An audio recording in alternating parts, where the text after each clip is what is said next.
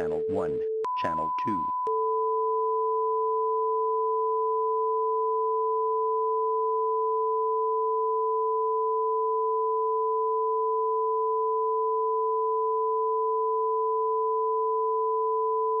Channel 1, Channel 2,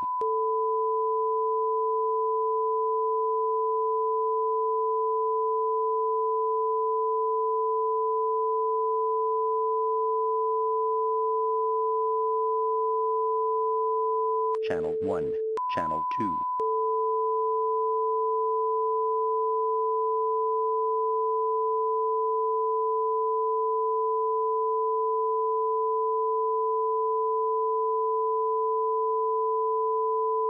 Channel 1, Channel 2,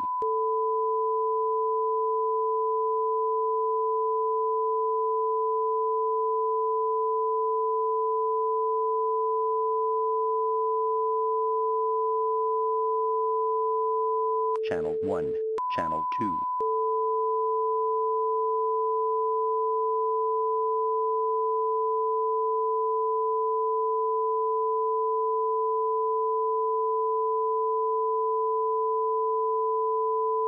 Channel 1, Channel 2.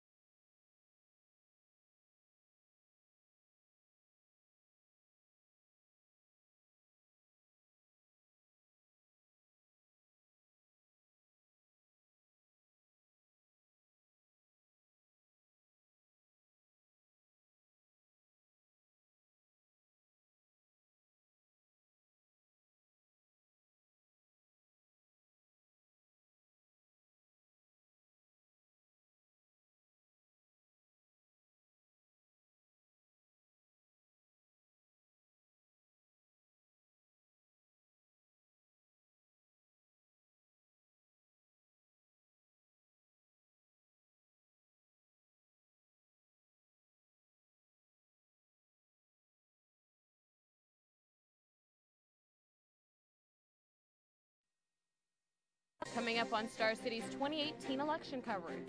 We'll update you on the biggest races all across the state. Grace Harmon and Alec Chisholm will be reporting from live watch parties. We'll take a look at Initiative 427 and what it might mean for you. Abby Stonehocker and Scott Ayers will update you on all national races. All that and more coming up on Star City's coverage of the 2018 midterm elections. Good evening and welcome to this special edition of Star City News Election Night. I'm Zach Penrice. And I'm Erin Hunter. Tonight we are lucky enough to have some special guests join us in navigating through the races as well as give us a bit of insight on this year's election. Jeff Lorenz, a UNL political science professor, John Bender, a UNL journalism professor, and Lloyd Ambrosius, a UNL history professor. All will be coming live from the news studio tonight. But first, we have Lancaster County Election Commissioner David Shively to tell us some more about how voting went at the polls earlier today.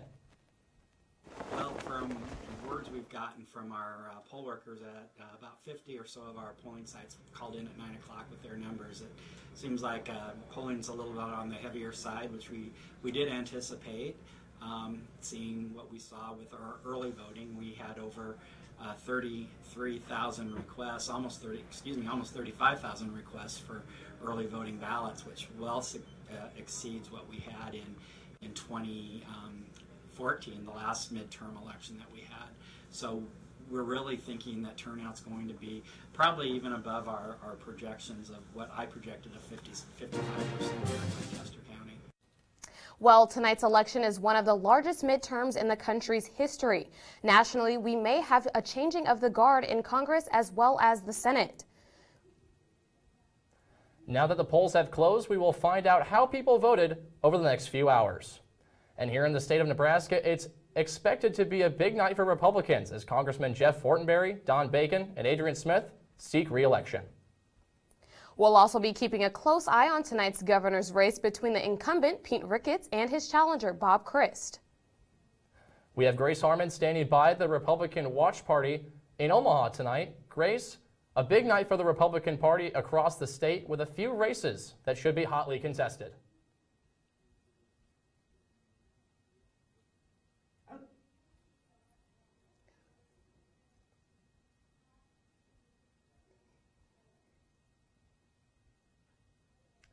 That's right, Grace. I'm here at the Single Barrel in downtown Lincoln for the Democratic Watch Party, and confidence is running high. As I walked in, Bob Christ was up at the podium, and he was introduced as the next governor of Nebraska. If that gives you any indication how confident the Democrats are heading into that race for governor. We'll also be keeping our eye on the 2nd Congressional District as Carr Eastman tries to unseat Republican incumbent Don Bacon in that race.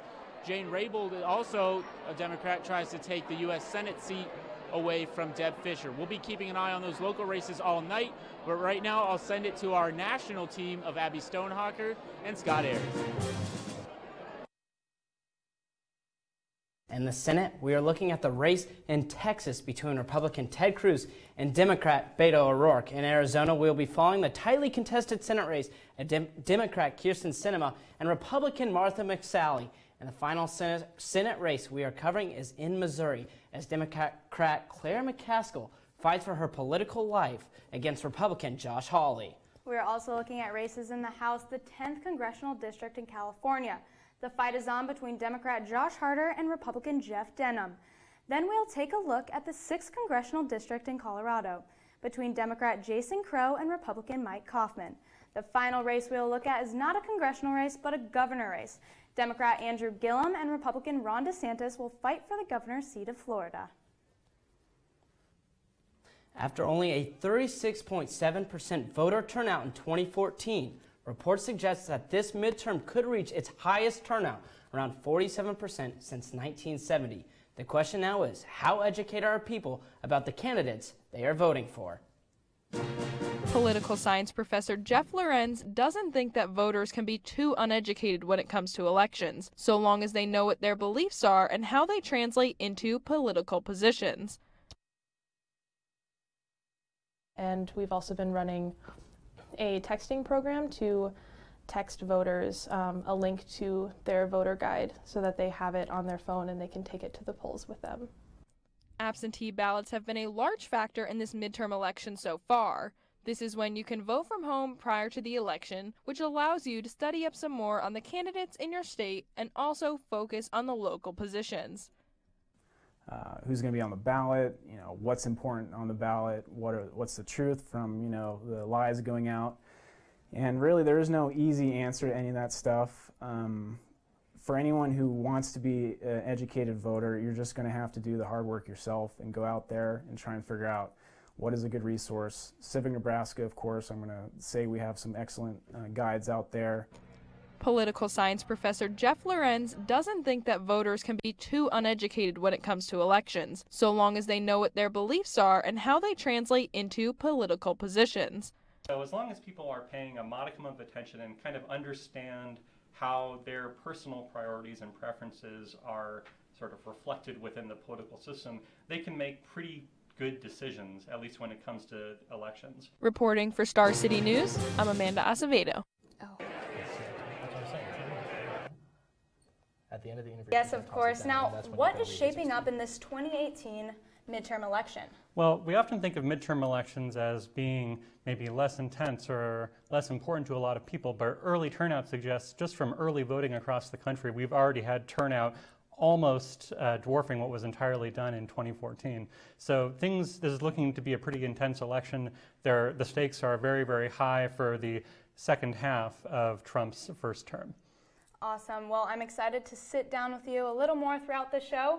But right now, let's toss it to Aaron. Thank you.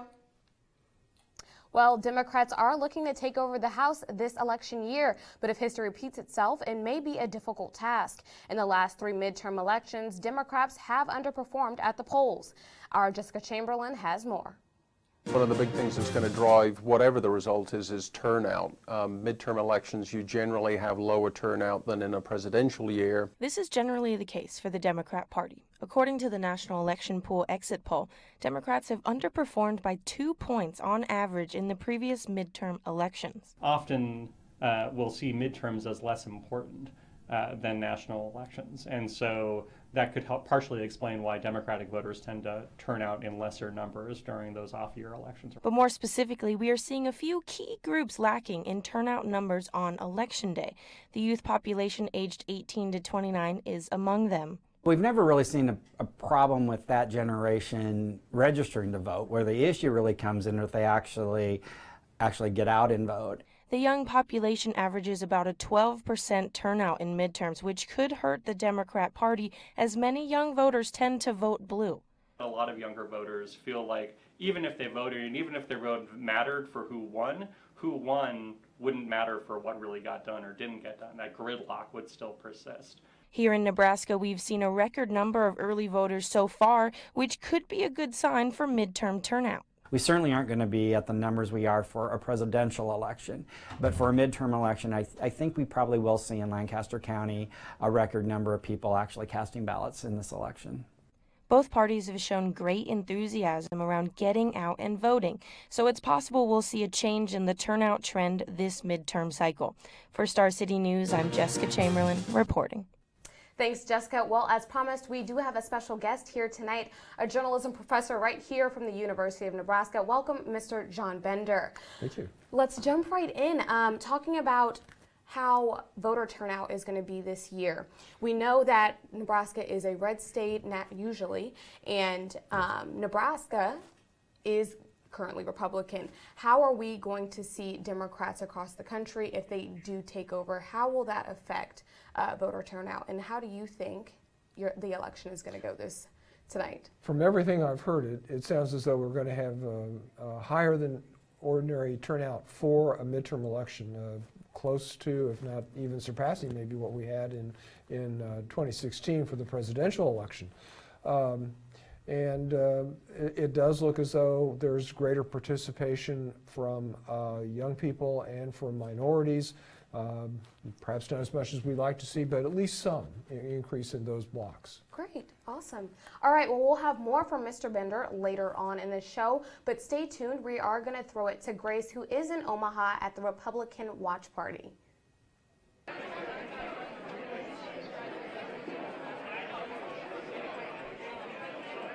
Thanks, Zach. I'm here tonight at the Regency Marriott in Omaha, Nebraska, at the GOP Watch Party. We're going to be keeping an eye on the 3 congressional races, the 1 Senate race, and we're going to be also taking a special look at the governor race to see if current Governor Pete Ricketts can hold his seat against challenger Bob Christ. We'll be giving you live results as they come in, but for now we're going to send it back to the capital city to Alec Chisholm, who's standing by at the Democratic Watch Party. Alec, what do you see over there?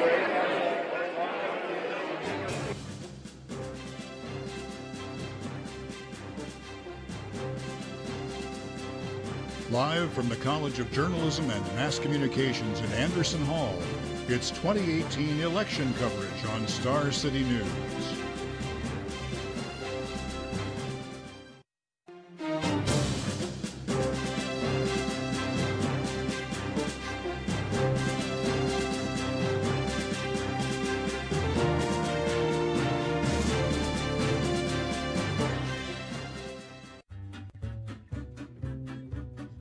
There's lots to see and do at the University of Nebraska State Museum. Be sure to visit our new temporary exhibit, The Museum Builders, which explores the history that led to the building of the University of Nebraska State Museum. Accompanying this is also an escape room, which features the history of fossil collecting in Nebraska. For more info, visit museum.unl.edu. Since 1990, the Mary Ritma Ross Media Arts Center has served the University of Nebraska-Lincoln with independent film from across the country. With live theater broadcasts, Q&A sessions, and local film festivals, the Ross offers exclusive events year-round. So drop in, grab some popcorn, and watch some of the finest comedies, documentaries, or thrillers. For any movie genre you prefer, the Ross has got it covered.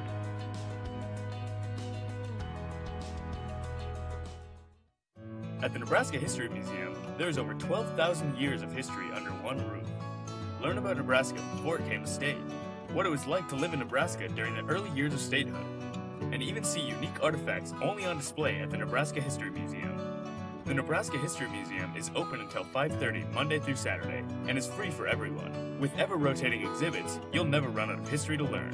Visit the Nebraska History Museum at 131 Centennial Mall in Lincoln, Nebraska today.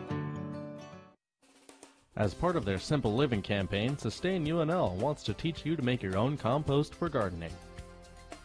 Making your own compost is as simple as throwing uneaten fruit, vegetables, bread, and eggshells in a pile and letting nature do the rest. Try turning your pile once a week to aerate it and add it to your garden before planting for the best effect.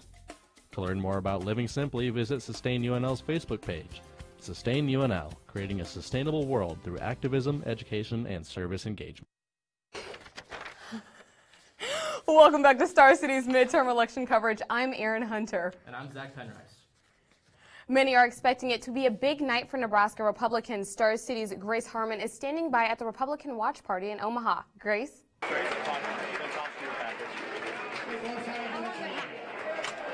standby right now, that's what I'm told. We're hot. What? We're live right now? I know we've got a lot of results coming in yet tonight. So tonight we are going to be taking a very close look at the governor's race. We've got current Governor Pete Ricketts and incumbent Republican Pete Ricketts. He is going to be trying to regain his seat for a second term. He's being challenged by Bob Christ, who had a little bit of an unusual path to become the Democratic nominee. First he was a Republican 2 years ago, then he switched to an independent before becoming a Democrat this past February. We'll take a little bit more, a little closer look at that now. Red has been the color of Nebraska since 1999. But in this year's midterm election, Bob Christ will try to change it back to blue. Nebraskans deserve a leader that unites us and is willing to solve challenging issues. A leader that makes our state a great place to live, start a family, and build a business. But his path to be the Democratic nominee didn't take a straight line. Over the past year, the senator has changed party status from Republican to Democrat. UNL political science professor Kevin Smith broke down his unusual path. But clearly where he saw the direction of his party going was one that he did not want to share. Running for re-election against Crist is incumbent Pete Ricketts, whose platform is built on growing Nebraska. So I have been working on property taxes every year, have introduced legislation with the legislature every year to get that done. And that's also in contrast to my opponent. Despite formerly being of the same party, the pair does not get along. Following their first debate, Crist told Channel 3 News, but 21 years in the Air Force, 10 years in the legislature, leadership, I'm better qualified than the governor. Plans for a second debate were made, but never came to fruition after the candidates couldn't agree on the details. In a state that leans right, Smith explained what would need to happen for Crist to take the election. You've got to get high turnout. Your base has to stay with you, and you have to scoop up a big chunk of the independents. But Smith said Crist's biggest challenge will be beating a Republican in a red state. That would be absolutely stunning. I mean, the safe money has to be on Governor Ricketts. For Star City News reporting, I'm Grace Harmon. Thanks, Grace. Well, it's not just a busy night in the state of Nebraska. That's right. There are many races across the country that could change the outlook in Congress and the Senate. Here's Star City's Abby Stonehawker and Scott Ayers for more. Let's take a look at the Florida governor race. Now, it is a close one right now. 97% of votes are in. Ron DeSantis, the Republican candidate, is up 50%, and Andrew Gillum with 48.8%. And now we are going to discuss voters casting ballots. American voters getting a chance to show how they feel about the Trump presidency and GOP control of Congress. I'm hoping that people see what's going on and that they really take the time to come out and vote. President Trump's final push before Election Day came in Missouri on Monday, predicting he'll get blamed for Republican losses and no credit for GOP success. If we don't do so well tomorrow, they will put me on the ticket. If we do great tomorrow, they will say he had nothing to do with it. Like the rest of the country, the president waits and watches today as Americans decide whether Republicans will hold both chambers on Capitol Hill or Democrats grab a share of the power. While congressional Republicans wanted to make their case around the economy, President Trump zeroed in on immigration, a move that could prove harmful to GOP candidates in suburban districts in places like Virginia, Pennsylvania, and California, trying to attract moderates and independents. Democrats made their case around health care and character. Our leader with the biggest megaphone in the world is engaging in conduct unbecoming a president. It is beneath the office of the presidency. In addition to 435 House races and 35 Senate races, 36 governor's mansions are up for grabs today, too, with Republicans on defense in 26 of those states. In Washington, I'm Karen Kafa. Well, Lloyd, thank you. I'm here live with Lloyd Ambrosius, and Lloyd, I have to say thank you so much for being here. Good to be here. And so my first question to you for throughout this night is really, with President Donald Trump, have we seen really a president have this kind of an impact or this kind of a rhetoric during a midterm election cycle? I think there are many aspects of the presidency of Donald Trump that are absolutely unique and different from anything that we've ever seen in previous presidents. One aspect that is particular to this election is that he has campaigned for the Congress and particularly for the Senate much more than most presidents have in the past. The result, I think, has been huge turnouts, both by Democrats and Republicans. Republicans hoping that they can turn out and support him. Democrats hoping they can change at least the House of Representatives to oppose him. Absolutely, and we have so much more to come here upstairs. But first, we're going to send it back down to Aaron, who's with our social media correspondent, Amanda Acevedo. Thanks, Scott. I'm here with our social media specialist, Amanda Acevedo. Amanda, what have you been seeing today on social media? Are people tweeting? Are they Instagramming? Are they Snapchatting? What can you tell us? Well, there's been a little bit of both, Aaron. Mostly just about going out to vote and that kind of stuff earlier in the day, and there was a big presence about people in New York going to put stickers on Susan B. Anthony's. Yes, Susan B. Anthony's headstone. And now we're kind of just waiting to see what people's reactions are as the live results are coming in. Okay, and Susan B. Anthony is known for the women's suffrage in 1920, correct? Awesome, that's amazing. And look at that, all those stickers right there on her headstone. People are definitely out there voting. We are going to talk more with Amanda later, but coming up on Star City News, we will have an update for you on our local races and some key issues in this year's election cycle. Stay with us.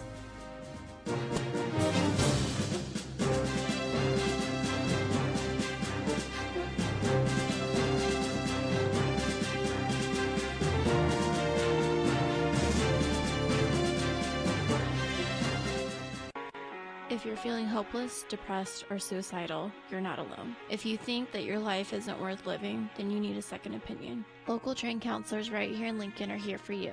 Call the Centerpoint Crisis Response at 402-475-6695 or call the National Suicide Prevention Hotline at 1-800-273-8255. Suicide is a permanent solution for temporary feelings. There is help. There is hope. Make the call. Libraries are more than just books. The Bennett Martin Public Library is a place for the whole community to take a break and read, or use technology. It's especially a place for our children to play, learn, and read. We offer spaces that help children learn to read and then love to read. Family story times and summer reading programs help establish the reading habit. Please support libraries as they help children grow into lifelong readers and learners. For more information, please visit lincolnlibraries.org. The Capital Humane Society's Pylock Pet Adoption Center, where you can find your next baby girl, your next Aaron, or your next furry animal companion. Each adoption comes with spaying or neutering, microchip registration, and a health exam that is included in adoption fees. So stop by the Capital Humane Society's Pylock Pet Adoption Center, located at 70th and Highway 2, to find your next furry friend. We have a new University Health Center, now including the UNMC College of Nursing. The new and improved University Health Center offers everything in one place, including a full-service pharmacy and physical therapy. If you're feeling stressed, talk it out with counseling, or relax and unwind in the all-new Zen Room, now located at 550 North 19th Street. Welcome back to Star City's coverage of the 2018 midterm elections. I'm Zach Penrice. And I'm Aaron Hunter. Let's go ahead and take a look back at how some of our local races are shaping up. Well, for our U.S. Senate race, Jane Raybould taking second with 45.323%. Deb Fisher, of course, the heavy favorite in this race with 51.61%, and Jim Schultz holding on to that 3.16%. Precincts are sitting in at a 41%. Zach, what are you thinking of these percentages? Well, we're thinking that the United States Senate is, like you said, going to end up with Deb Fisher. She's the incumbent. She's held that seat since 2013, and she has that strong percentage at 51.61%. And we have our Grace Harmon is standing by in Omaha, the Republican Watch Party, and she might have some breaking news on this race tonight. That's right, and it just reported at about 8:20, Deb Fisher has won the Senate seat for her second consecutive term, as her opponent conceded just a little bit earlier. We also have some other results coming in slowly but surely. Currently, Don Bacon is up by 7 points after the first wave of votes, and Pete Ricketts is up 52.97% over Bob Christ, who's at 47.03%. So for right now, we do know that Deb Fisher has won the Senate race. We'll bring you more live updates as they come. All right, thanks a lot, Grace. How about that? The Senator Deb Fisher, the incumbent, she wins, or she is reported to have won the United States Senate. 6 years of her, 6 more years coming. We'll keep those results coming as we receive them, but for now, let's send it to Star City's Abby Stonehawker and Scott Ayers, who are keeping a close eye on some of the national races. Welcome back to our national coverage. Across the nation, millions of dollars have been spent on ads. Thousands of hours pounding the pavement, knocking on doors, making calls, or sending texts. And it all came down to today for the 2018 U.S. midterm elections. CNN's Natasha Shen has more on what happened at the polls earlier today. After months of stumping and hitting the campaign trail, you have to work really hard for every single vote. Every vote counts. It all comes down to today for the 2018 midterm elections. All 435 House seats are on ballots across the country, 35 out of the 100 Senate seats and 36 of the 50 governors. As of Monday morning, at least 31 million people had voted early, blowing early voting numbers from the last midterms out of the water. Both Democrats and Republicans hope that means good news for them. The Republican agenda is the American dream, and that's what we're doing. We're bringing back the American dream. And when it comes to politics, the last-minute push tends to mean last-minute attacks. I heard people were making racist robocalls in my name against Stacey Abrams, who I am 100% for in Georgia. I just want to say, Jesus don't like ugly. What this election is really about is whether we feel comfortable having a president who is a pathological liar. But whatever drove people to the polls over the last few weeks, there's hope that trend will continue Tuesday. You never know when there's a strong early and absentee voting turnout if that's going to follow through on Election Day. I hope so. Now, every election cycle, there's tight races that have a major role on the format of the House and Senate. 2018 is no different. That's right, Scott. And on top of tight races, there's different key issues that need to be looked at in the cycle. With more is Star City's Bailey Vertiska. The Obamacare sign-up deadline gets... The Republican Party has been trying to replace Obamacare since Trump took office. So far, they haven't succeeded, but many are saying the midterms could seal the deal. Trump-Pence administration will uphold the Hyde Amendment. We will end late-term abortions nationwide.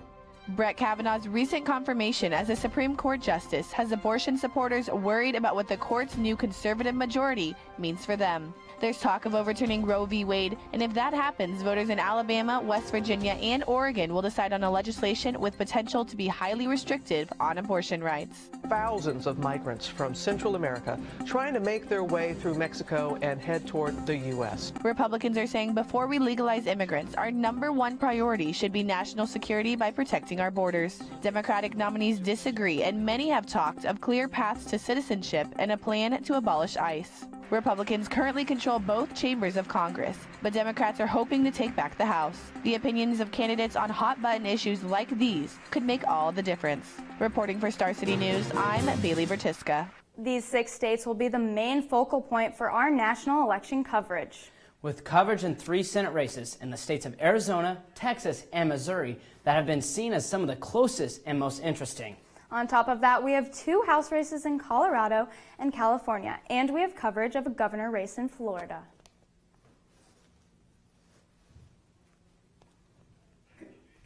We start our national journey in the state of California as a congressional race is in the 10th congressional district, could have a big impact on the majority of the House. That's right, Democratic candidate Josh Harder is up against Republican Jeff Denham in a district that has a slightly favorite Republicans. Now let's travel over to the Rocky Mountain state of Colorado. Republican Mike Kaufman is looking to keep his seat in the House of Representatives as Democrat and former Army Ranger Jason Crow is his challenger. This is another race that will have a massive impact at who controls Congress in January. Now let's take a look at one of the most unpredictable swing states in the nation. The governor's race in Florida is one to keep an eye on. Democratic candidate Andrew Gillum is up against Republican candidate Ron DeSantis. The state of Missouri is continuing on with an intriguing Senate race. Democratic Senator Claire McCaskill is doing all she can to keep her spot as the rising Republican Josh Hawley is coming after her seat. In another tight Senate race, Claire McCaskill and Josh Hawley are in a battle as neither have held more than a 4-point lead in this election cycle. McCaskill has held her position since 2007. She nearly lost in 2012 to Todd Atkins before he made controversial comments about rape. Now, the newcomer for the GOP Attorney General, Josh Hawley, is looking to be the next senator in a state that is swinging in the favor of the Republicans for the last decade. Hawley is seen as a foot soldier for President Donald Trump and is supporting his actions. Meanwhile, McCaskill is holding on for dear life and has not said much about Trump, which has turned off some Democratic voters. She continues to say she's a moderate, but typically votes for the Democratic Party. And after interesting comments from McCaskill saying she isn't one of those crazy Democrats, Hawley's time might be upon the state of Missouri as McCaskill's hourglass is running out. O'Rourke. After 13 years of holding a seat in the House, Beto O'Rourke wants a change, and he is hoping for a Senate seat, Ted Cruz's seat. Will Ted Cruz hold him off, or will the Senate see a new face? 470 congressional seats are up for grabs. Let's take a closer look at what's going on in Texas. Former House Representative Beto O'Rourke wants Ted Cruz's seat in the Senate. We have Ted Cruz in the red corner and Beto O'Rourke in the blue corner, with a close race as the country watches. Texas is primarily a red state, however, both candidates are doing what they can for that seat in the Senate. Cruz's main group of supporters include gun rights advocates, suburbanites, and big businesses. The support of Donald Trump is also on his side. Beto O'Rourke was a 3-term U.S. congressman and is counting on votes from Texas millennials, minorities, and urban professionals. But according to CBS News, this election may not come down to ideas, personalities, or even money, so much as who shows up. In an interview on 60 Minutes, Ted Cruz said he has numbers on his side because there are a lot more conservatives than there are liberals in Texas. And Beto O'Rourke agreed by saying the more people that show up, the better we do. Jeff, as we are looking at these national races, we might see that the Democrats might take control of Congress. What is the likelihood of that happening? Well, so right now, the races that have been decided so far largely have gone the way we would have expected them to. Democrats have picked up a couple of seats, but it's still too early to tell if Democrats will likely take the House or not. The safe money is probably still there, but it's way too early to make that kind of call. Okay, and if the Democrats were to take control, with all of the investigations that have been going on in the White House and with Trump, what about if they were to take control, if the Russian investigation, would that, move forward? Well, so the House, under Republican leadership, has investigated Russian influence in the 2016 election and came back with essentially very little in the way of findings. What you might see more broadly, though, is use of the House in particular has a lot of oversight power. And if Democrats are able to take control of the House from Republicans, then that oversight power will be used much more vigorously. Awesome. All right. Well, thank you, Jeff. I look forward to talking to you more later on. Now let's see what's going on in Arizona. With Senator Jeff Flake retiring, the state of Arizona is up for grabs. The state is typically red, but Democrat Kyrsten Sinema is looking to make a change in the Grand Canyon state. In one of the tightest Senate races you will see this year, Republican Martha McSally and Democrat Kyrsten Sinema are bound to go down to the wire. The two continue to exchange leads throughout the early voting process, and there is a large discrepancy between news stations of who's actually in the lead. The Senate seat became available after Republican Jeff Flake retired, following loud opposition against President Trump. Reckless, outrageous, and undignified behavior has become excused and countenanced as telling it like it is. Now the Democrats have a chance to take a spot in the Senate that's been mainly held by Republicans for several years. One of the biggest changes is the increase in the Hispanic vote in Arizona. For Republicans, McSally was Flake's replacement in the primary, has been competitive with Sinema during this entire process.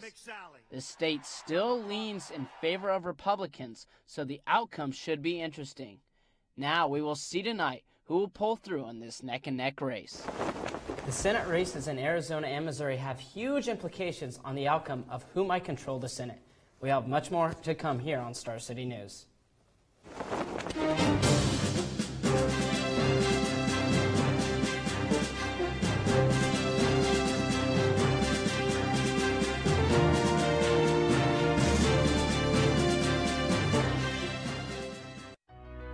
Since 1990, the Mary Ritma Ross Media Arts Center has served the University of Nebraska-Lincoln with independent film from across the country. With live theater broadcasts, Q&A sessions, and local film festivals, the Ross offers exclusive events year-round. So drop in, grab some popcorn, and watch some of the finest comedies, documentaries, or thrillers. For any movie genre you prefer, The Ross has got it covered.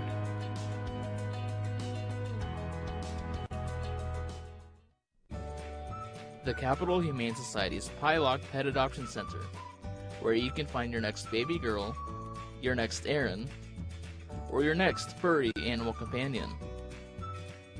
Each adoption comes with spaying or neutering, microchip registration, and a health exam that is included in adoption fees. So stop by the Capital Humane Society's Pylock Pet Adoption Center, located at 70th and Highway 2, to find your next furry friend. We understand. Sometimes you need to stay late on campus. We also understand crime rates are higher at night. That's why UNL is taking care of their students by offering the Husker Safe Walk. It's a free walk-in escort service that can be requested at any time while on campus by calling 402-472-2222. Call 402-472-2222 if you feel unsafe or would like to request a Husker Safe Walk. We have a new University Health Center, now including the UNMC College of Nursing. The new and improved University Health Center offers everything in one place, including a full-service pharmacy and physical therapy. If you're feeling stressed, talk it out with counseling, or relax and unwind in the all-new Zen Room, now located at 550 North 19th Street. Welcome back to Star City News' 2018 midterm election coverage. I'm Erin Hunter. And I'm Zach Penrice. Tonight's Senate race features the Republican incumbent Deb Fischer, the Nebraska governor's race is starting to heat up, I should say, as precincts are 15% in. Pete Ricketts at 55% and Bob Christ at 46%. Pete Ricketts looking to get his second term as the Nebraska governor, going against Bob Christ, the Democrats. As we take a look at some other races going on across the state of Nebraska. Pete Ricketts with that 55%, still very early in the night. Well, next up we have the Secretary of State, Spencer Danner versus Bob Evnen. Bob Evnen, the Republican, with 55%, 10% lower. Right there, Spencer Danner with the precincts at 15%.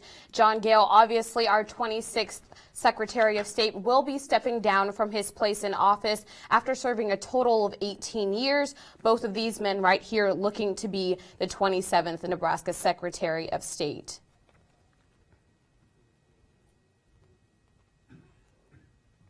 And Nebraska Legislature District 32 with 2% of the precincts in. It is very early on. Tom Brandt trailing Laura Epke, 46% for Brandt and 54% for Laura Epke. Again, folks, still very early on in tonight's election coverage. Next up, we have Nebraska Legislature District 26 between Matt Hansen and Bob Van Valkenburg. 78% going to Matt Hansen. Only 28% of those precincts in. We will be seeing more of them later on in the show. 22% for Van Valkenburg. So we will be seeing something sooner rather than later for them. But right now, Matt Hansen really taking the lead on this one. And in Nebraska Congressional 1st District, a lot of what we thought it might be. Jeff Fortenberry, the incumbent Republican, with the early lead, 72% for him, and his challenger, Jesse McClure, at 28%. Precincts in about 20% at this point in time. Fortenberry, like I said, he's the incumbent. He has held the seat since 2005. That's 13 years. The Baton Rouge, Louisiana native and economic major at LSU, and he's got 72% of the vote early on in tonight's race in the 1st Congressional District. And many are expecting it to be a big night for Nebraska Republicans. Star City's Grace Harmon is standing by at the Republican Watch Party in Omaha. Grace?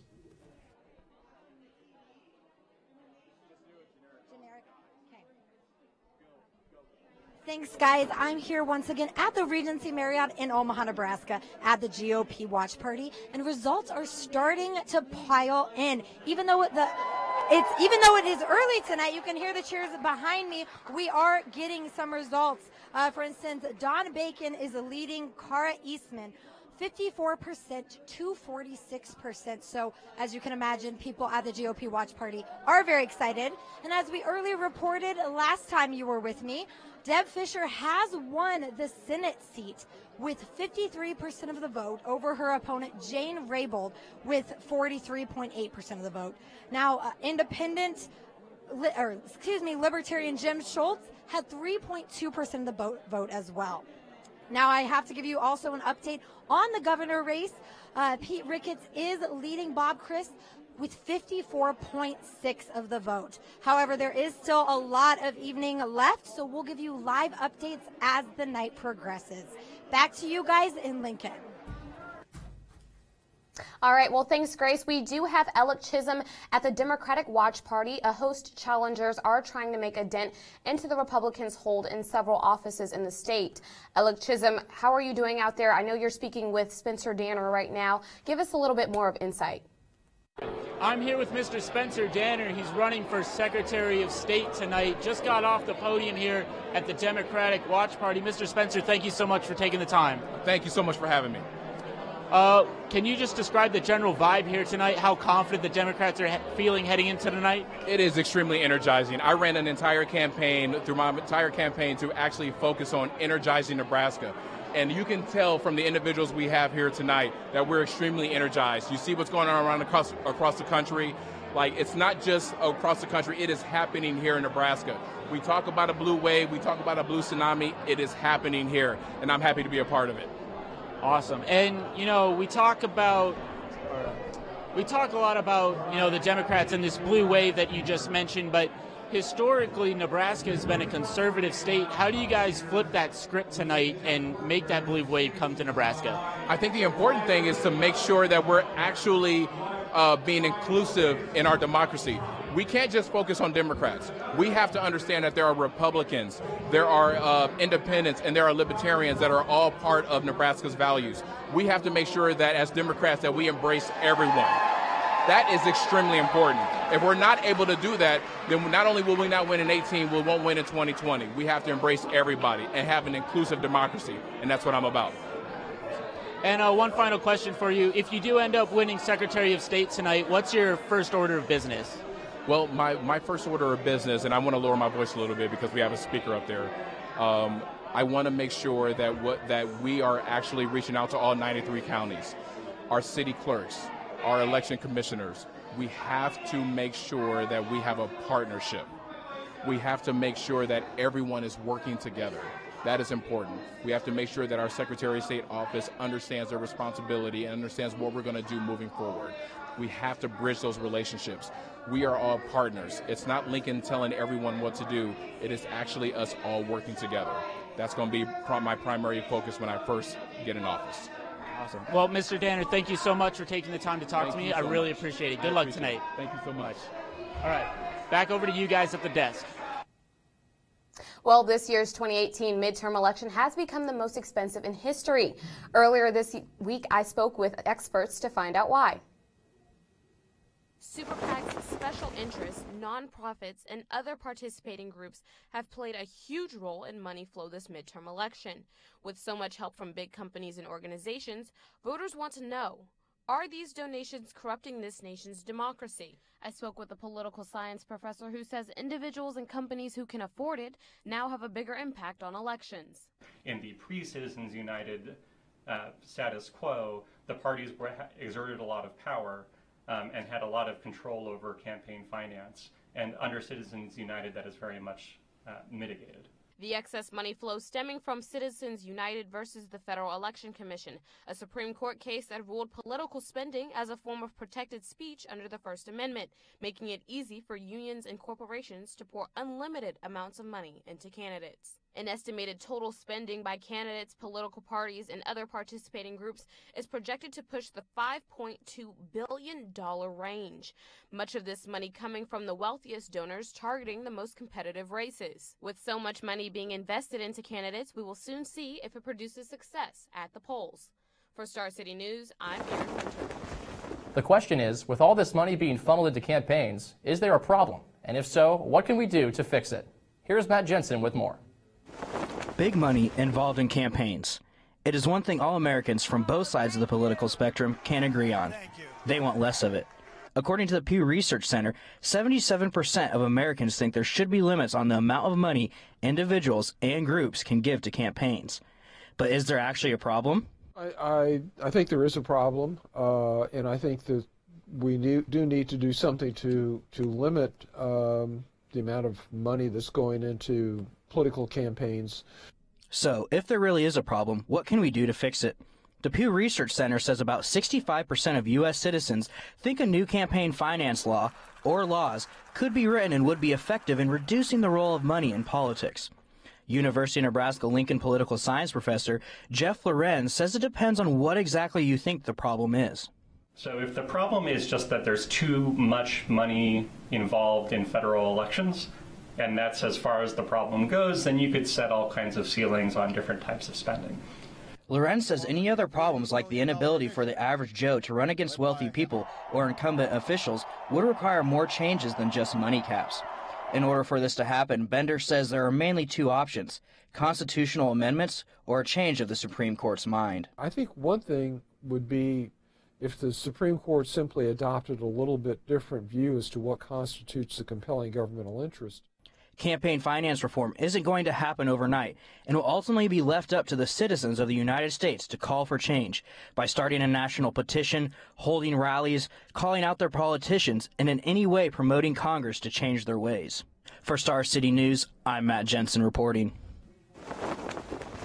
Thank you, Matt. Back with us again, Mr. John Bender, a professor here at UNL. We just took a look at super PACs and special interest groups and how they affect our elections. Do you think we are being accurately represented by our leaders and politicians if such big companies are pumping money into campaigns and their ads and helping people with their elections? From what I've read, not entirely.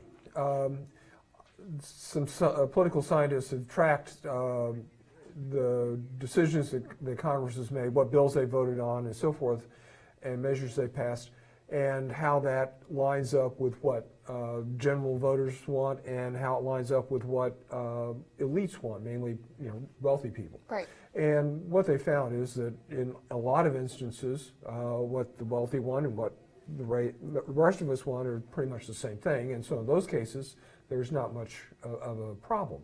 But whenever there's a difference, Congress goes with the wealthy people.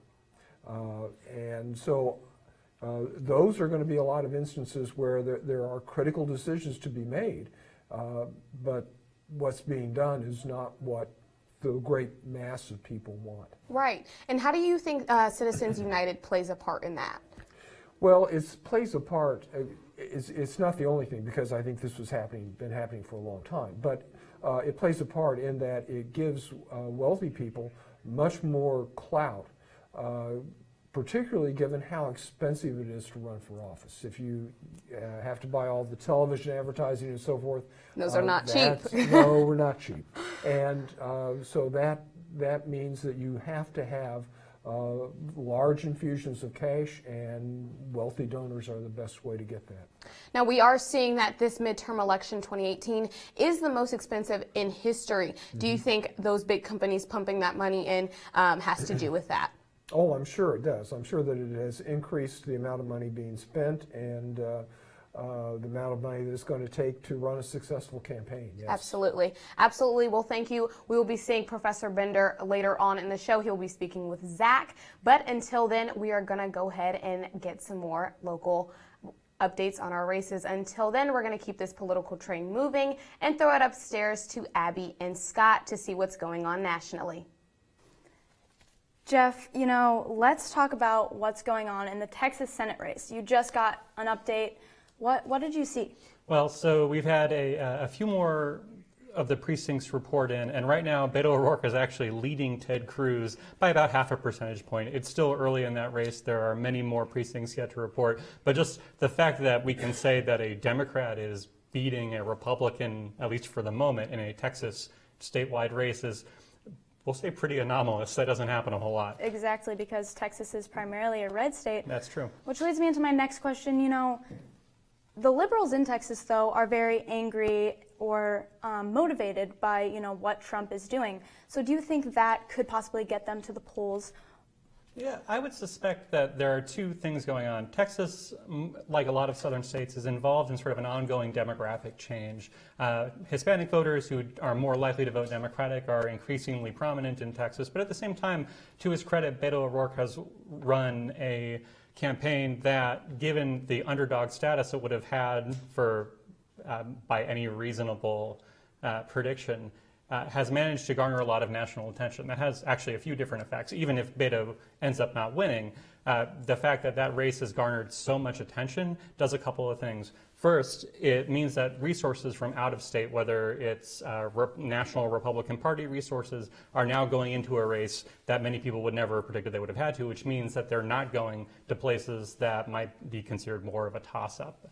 On the other hand, the fact that Beto O'Rourke has managed to sort of whip up this degree of enthusiasm among particularly young voters in Texas suggests that there will be people voting in lots of down-ballot races in Texas, things like the state legislature or state courts or even potentially U.S. House districts, who might not necessarily have it in a typical year. So we might get some unexpected results in those down-ballot races also. Yeah, that'll be very interesting to see. So we'll have to keep a close eye on that Texas Senate race.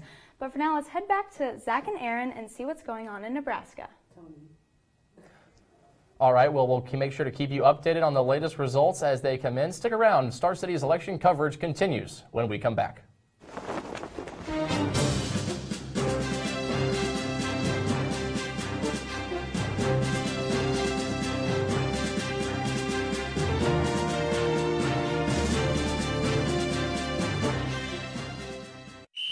For the first time in the history of Cornhusker football, in a collective effort by the Bike Shop at the UNL Campus Recreation, Nebraska Athletics, and Bike UNL, there will be a bike valet available to those Husker fans that choose to try a more environmental mode of transportation to the game.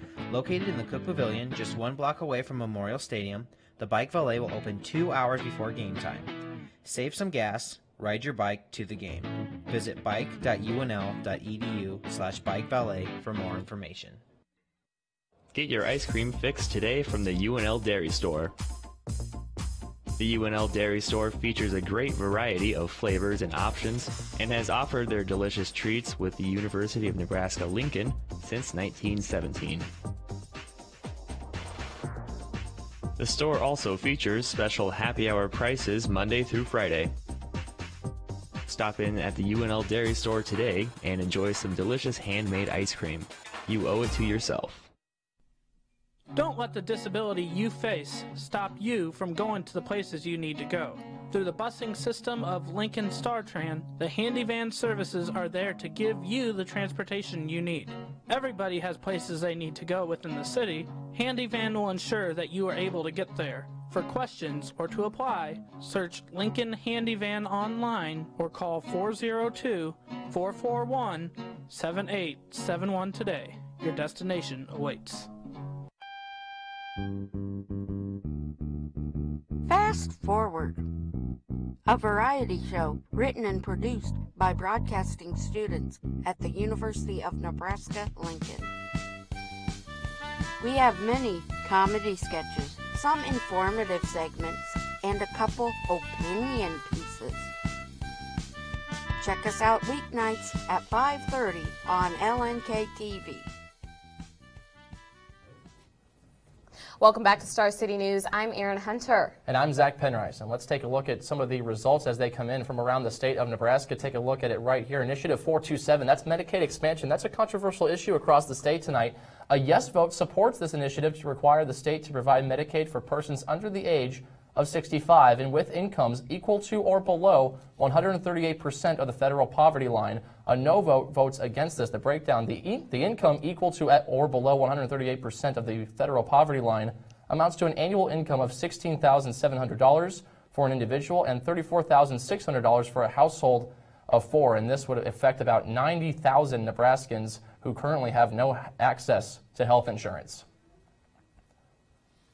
Absolutely. Next up, mayoral term limits charter amendment. 51% for, 49% against. This is a really tight race, but precincts are only at 1%. This is an effort to place term limits on the Lincoln mayoral office after Democratic Mayor Chris Beitler announced a plan to seek a 4th term. Organizers have gathered more than 4,300 signatures, enough to put the Lincoln term limit issue on the ballot. Well, with every new election comes many firsts in races across America. In 2018, we have our first Native American woman running for Congress in New Mexico, and even our first transgender running for governor in Vermont. Where it gets even more enticing are those firsts that have a real chance to win. But I do know that every single person here has worked their butt off to change the future. This is Alexandria Ocasio-Cortez. She is a 29-year-old Democrat in New York's 14th district and is nearly a shoo-in to represent the district in Congress. Should she win, she would become the youngest woman ever elected to Congress and the third youngest person to ever be in the House of Representatives. In June's primary, she defeated the incumbent Joe Crowley, who had been a congressman for nearly 20 years. You know, the loss, I have to take the responsibility for that. Joe Crowley got his ass kicked by a young woman who had a lot of energy. She had a lot of energy. She's now on the doorstep of history. In order to reach the top, she must defeat Republican Anthony Pappas.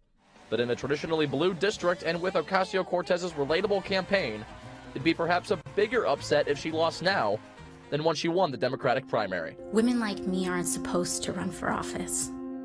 Elsewhere, in Minnesota's 5th district, a woman is on the verge of becoming the first Somali American in Congress. Because we're going to Washington, everyone! Ilhan Omar is the Democratic candidate for the House of Representatives in Minnesota's 5th district. A woman who came to the United States as a 14-year-old from Mogadishu, Somalia to flee the horrors of war is now almost certain to become the first Somali American in Congress. I am well equipped. Her opponent is Republican Jennifer Solinsky. But in this heavily populated area of Minnesota's Twin Cities, blue is the color. I believe in the great ideals of this country for liberty, justice, and the pursuit of happiness. Should she win, she would become one of 2 Muslim women entering Congress in November. The other being Rashida Tlaib, who is running an uncontested election in Michigan's 13th congressional district. With races like these, there are sure to be some firsts tonight across America.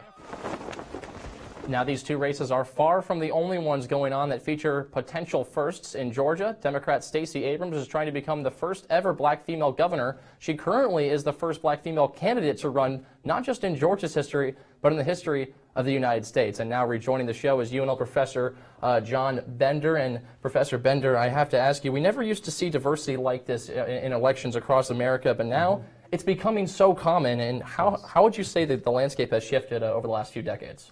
Well, the minority population is growing. As we've all heard, sometime in the middle of this century, we're going to become a majority-minority country. So we're going to see more and more of this. And can we expect a more diverse candidates to come out in the future? Oh, absolutely. I think we're going to, what we see with Stacey Abrams and Andrew Gillum, and here in Nebraska, Spencer Danner, is going to be replicated every election cycle. All right, thank you very much, Professor Bender. We are now going to go live to Grace Harmon, who is at the Republican Watch Party in Omaha, and she's standing by with governor candidate Pete Ricketts. Grace? Do a lot with the sports team. So, oh, here we go. All right, thanks, guys. We're here at the Regency Marriott, and I am right now joined by current Governor Pete Ricketts and incumbent nominee as well. So, Pete, or Governor Ricketts, excuse me, how do you feel tonight is going for you? Well, we're feeling very confident. We've had a great team that's been working these many months since the primary. Lots of volunteers all across the state, whether it's our leadership teams, our county chairs, our interns. And so we're feeling very confident with these early returns coming in. And it's obviously a big night for the Republican Party across Nebraska. I don't know if you've kept up with it as far as tonight goes, but how is it looking for you guys so far? Well, I actually haven't. I've been talking to a lot of people, so I haven't seen a lot of the early returns. But we really work as a team together here. When we did our barnstorming the last couple of days, you know, we had Senator Fisher, Senator Sass, Congressman Portberry, Congressman Bacon, Congressman Smith. We had everybody as part of the team to be able to get out that message to encourage voters to get out and turn out for our Republican candidates. And a big part of your campaign was lowering property taxes for the average Nebraskan. So far as the polls come in, or the votes come in, how do you see Nebraskans responding to that big part of your campaign? Well, we've been able to deliver over $840 million in direct property tax relief through the budgets that I've put forward to the legislature. But we've got more work to do. And we had a great bill this year. It would have been a 20% reduction in the property taxes with a rebate coming back from the state. but it got stalled in the legislature. So we're going to continue to work with the legislature to find that solution to be able to get a bill to my desk so we can deliver that property tax relief. All right, perfect. Well, thank you so much for joining me tonight, Governor. All right, back to you guys at the studio. Go back to Zach. Go back to Zach. All right, thanks a lot, Grace Harmon. Standing by with Governor candidate Pete Ricketts. And, you know, Professor Bender, Pete Ricketts has been somewhat of a controversial governor over the last few years. Just your thoughts on the first 4 years of his reign as governor. Well, one thing that I think has marked it is increasing partisanship in the legislature, even though it's nominally nonpartisan. It has become much more aggressively partisan in that they've tended to align themselves more on the basis of party affiliation than on other things like rural-urban splits. And Pete Ricketts has kind of exacerbated that, I think, particularly 2 years ago when he did a lot to promote the candidacies of people who were running against incumbents who had angered him. Now, he is the incumbent, and he has a pretty good chance to win tonight, facing against Paul Christ, who currently Pete Ricketts is ahead early on in tonight's election coverage. But Pete Ricketts did say something this week, and I wanted to get your opinion on this. He was quoted as saying that President Donald Trump has had arguably the most successful first 2 years as a president in the last 100 years. Your thoughts on that? I have a lot of problem with that. I think there's a little matter of Franklin D. Roosevelt in 1933-34. His first 2 years were very important in rebuilding this country after a calamitous depression. And Donald Trump has done nothing comparable to that. All right, well, thank you very much. That's all for now from Professor Bender. Make sure you stick around. We'll hear from him plenty more as the show goes on. But for now, we'll send it back to Aaron Hunter at the desk. Thanks, Zach. Let's check in with Scott Ayers and Abby Stonehawker to see how some of those national races are shaping up. Thanks, Aaron. There are many races in the U.S. that are shaping up to be closely contested. That's right. Let's take a closer look at these national races that are making headlines around the country. And first, we will look at the Florida governor race, Andrew Gillum versus Ron DeSantis, with 96% of those precincts in, and DeSantis, the Republican, with the slight lead over Gillum. You know, I'm not surprised by this because Gillum did make an unusual move during his campaign of proposing a corporate tax increase, which was going to be up from 5.5% to 7.75%. And a lot of people, you know, were not happy about this. And, you know, with the taxes implications that Gillum had provided, some of these bigger corporate industries that might not agree with DeSantis decide to side with him in this race in order to avoid those taxes up to 40%. But it wasn't all clear skies for DeSantis based on some of the comments he made earlier in this race against Gillum. Yeah, Gillum did accuse DeSantis of being a racist, but he didn't say it that way. He said it more, you know, I'm not accusing Mr. DeSantis of being a racist, but the racists are accusing him of being a racist. So that was super interesting. But let's head on over to see what's happening in Colorado. Yeah, and in this race, it is Democrat Jason Crow against the incumbent Mike Coffman with 75.6% of the precincts in. And it is the young Jason Crow looking to take out Mike Coffman. Coffman is in this district that is heavily in favor of the Democratic Party that favored Hillary Clinton in 2016, Barack Obama in 2012, but Mike Coffman had been able to hold on to his seat in Congress and in this district. A large part of that is due to the fact that he was able to have these minority outreach programs. He's actually bilingual in Spanish and has actually had an outreach to Ethiopians and has looked to have a direct flight from Colorado to Ethiopia. Yeah, that will be really interesting. Another thing to look for in this race is, you know, just that age difference, because Jason Crow is pretty young and coming into politics, whereas Mike Coffman is, you know, pretty skilled in what he's doing. Right, and so you mentioned that. You mentioned kind of the diversity in age, and one of the tougher things that Coffman is enduring is, you know, is he's getting attacked for these endorsements with the NRA. He's receiving quite a bit of money in a state that has had mass shootings, both at Columbine and Arapahoe. So these are some storylines to keep in touch with as we start heading to break. As we continue to follow these national races, the drama is sure to fall as Democrats and Republicans fight for the House and the Senate. We have much more to come here on Star City News.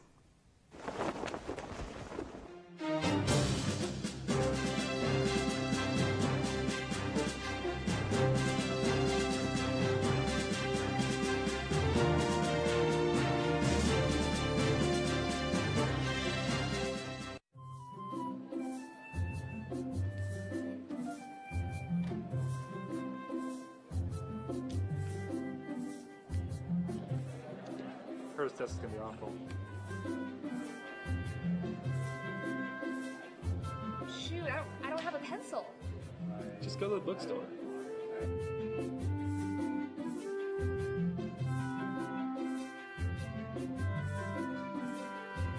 Just go to the bookstore. Yep, it's that simple. At the Kawasaki Reading Room, located on the 3rd floor of the Multicultural Center, the media of Japan is waiting for you. Generously donated by Kawasaki Motors, we have a wide selection of media including manga, magazines, and anime.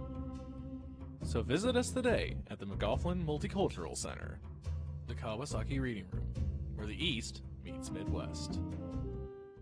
90.3 KRNU is your ear's favorite station. Based in the University of Nebraska's College of Journalism, KRNU works hard to provide you with new and local music, along with original specialty programming and live broadcasts you can't get anywhere else. Lincoln's new music alternative, 90.3 KRNU.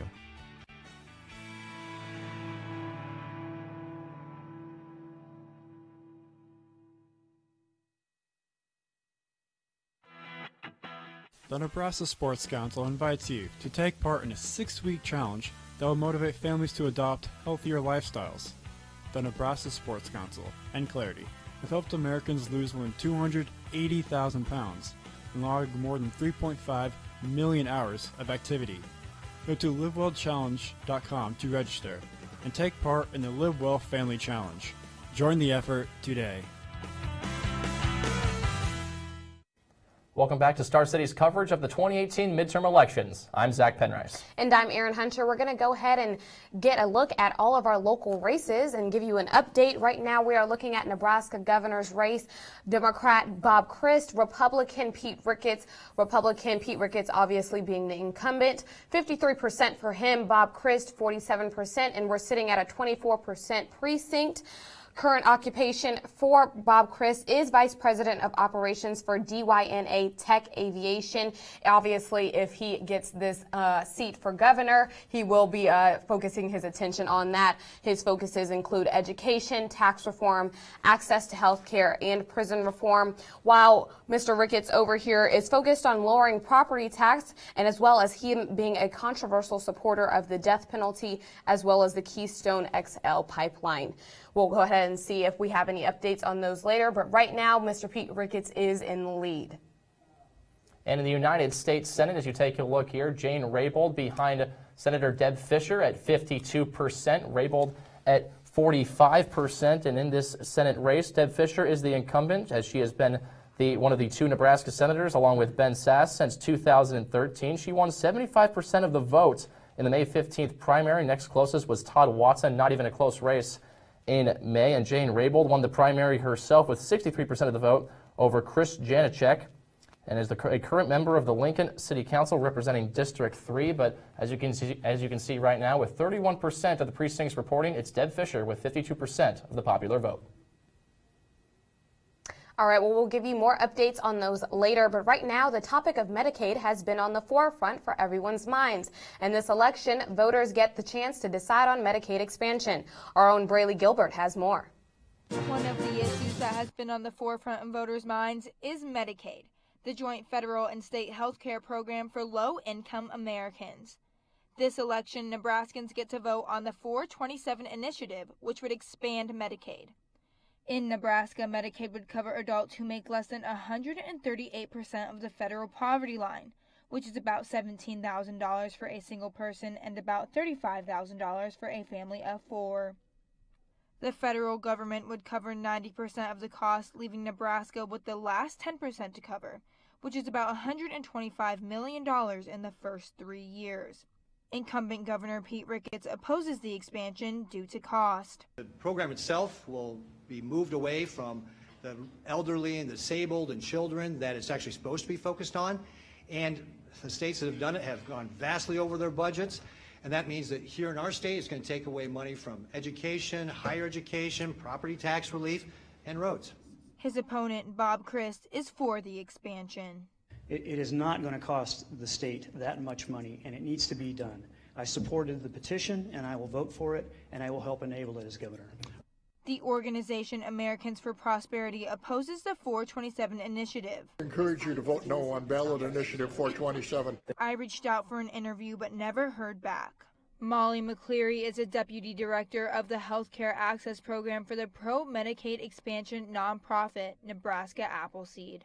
So we will continue to fight for this issue. It's something that has been a priority of our organization since the Affordable Care Act was passed, so we'll continue working to make sure that everyone in our state has access to health care. If Nebraska passes Initiative 427, it will join 33 other states that have already expanded Medicaid. Reporting for Star City News, I'm Braylee Gilbert. Well, with that Medicaid package, we do have an update on how it's doing in the races. Some 90,000 Nebraskans right now are without health care and are waiting to see what this race is going to turn out to be. For is 58% against 42%, and we're sitting right now at precincts of 29%. Now, this initiative is connected to Obamacare. Medicaid is a government program that provides medical insurance to groups of low-income people. The Affordable Care Act, also known as ACA, also known as Obamacare, will provide the expansion of Medicaid to cover all individuals earning up to 138% of the federal poverty level. Lincoln voters were asked whether to institute term limits on the mayor's office that would limit office holders to 3 terms. Current Mayor Chris Beitler is on his 3rd term, so he would not be allowed to run next year. Supporters that are for the mayoral term limit said it's important for people of different backgrounds and perspectives to take part in leadership. They also believe different mayors will come into office and bring new issues to light, rather than work with the same issues year after year. Those that are against the mayoral term limit say only 9% of U.S. cities have these, and the cities that do have limits typically place the restriction after 4 terms, not 3. They also believe this proposal is more about pushing the present mayor out of office over representing unheard voices in Lincoln politics. The Lincoln Journal-Star wrote an article in mid-October encouraging voters to vote against the proposed amendment. And these mayoral term limits causing quite the controversy across the state. Star City's Scott Ayers is in studio with UNL history professor Lloyd Ambrosius to discuss the issue. Thanks, Zach. And, before I jump in this interview with Lloyd, it is being determined that Jason Crow will win that 6th district in Colorado over Mike Kaufman. And so once again, this is Jason Crow, the 39-year-old Democrat, over Mike Kaufman. I'm now joined by UNL professor Lloyd Ambrosius, and we'll go back into first this mayor term limit. And historically speaking, have we seen anything like this either here in the state of Nebraska or really nationwide? We've seen different kinds of term limits. When the state adopted term limits limiting senators in the state government to 2 terms, that applied to incumbent senators. In contrast to that, when Republicans called for term limits after Franklin Roosevelt had won 4 presidential elections, the new constitutional amendment did not apply to the incumbent President Harry Truman. Ironically, it first restricted Dwight Eisenhower, who was a Republican president. In the case of the city mayor term limits, that's really quite unusual in being focused on a particular politician, the mayor who is incumbent in the office.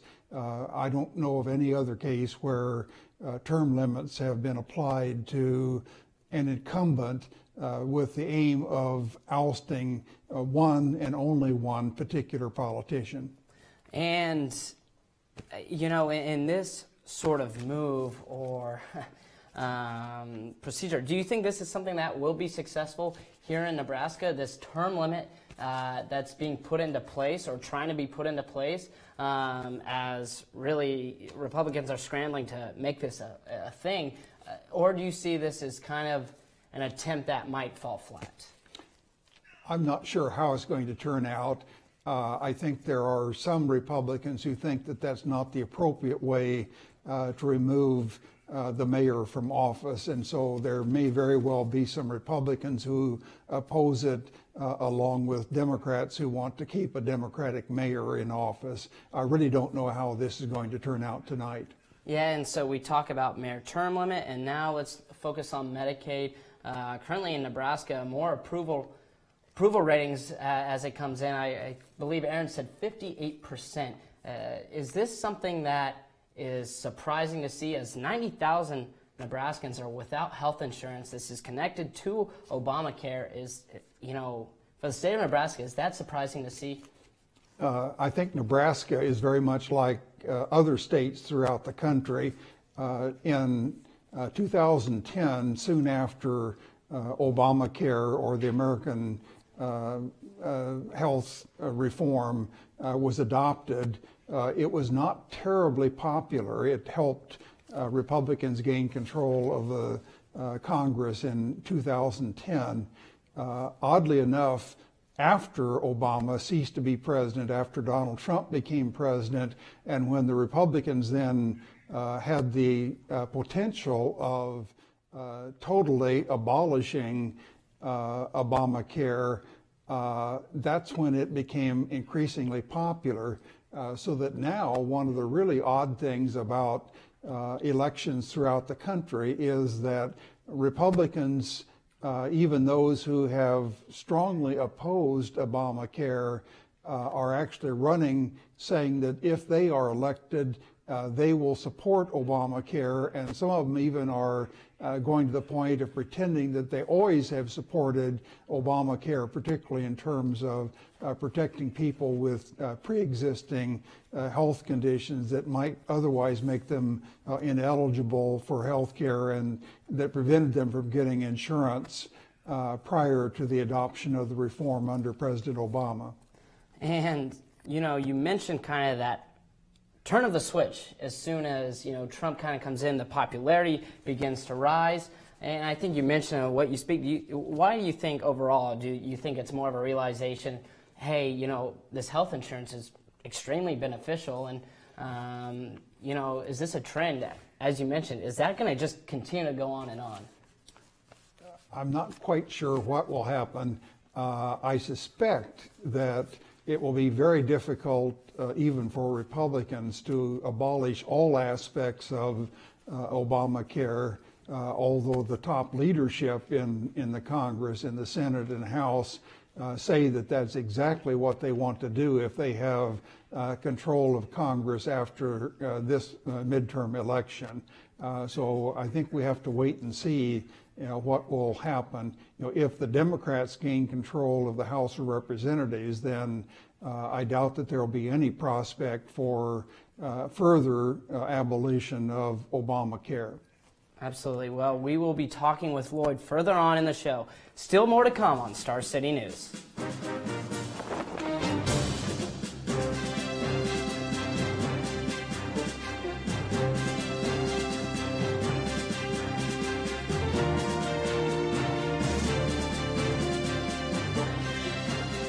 More than 4 million lives are saved each year, thanks to ordinary people who simply donate a pint of blood.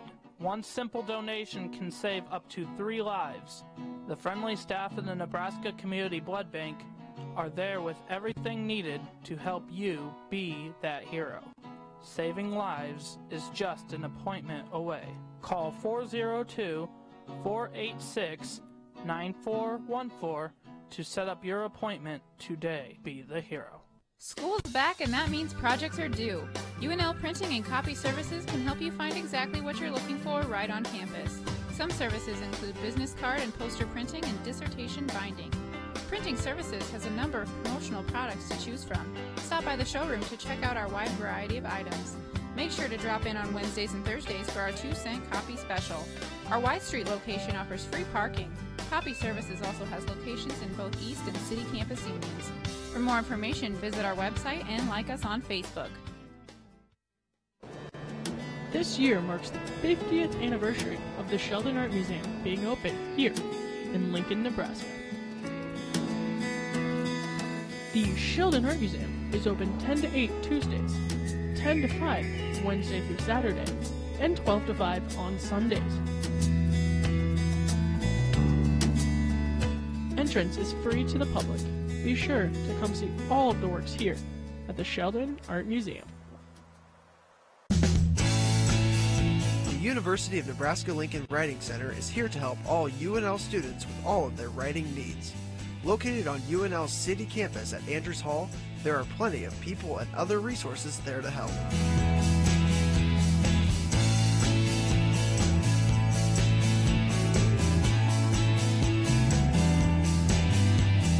So stop in at 115 Andrews Hall today.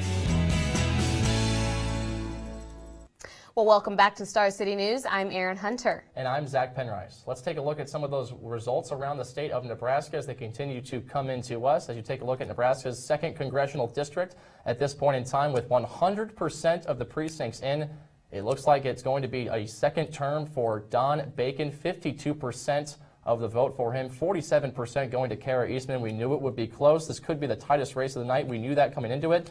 All 435 seats in the House of Representatives are up in the year of 2018. Currently, the Republicans hold the majority with 235 seats to the Democrats' 193 with 7 vacancies. And we knew that the Democrats had a pretty good chance to take back the House tonight, but they will not get a seat, it looks like, in the state of Nebraska as Don Bacon holds on to his seat for at least another term. The incumbent is going to have another 2 years.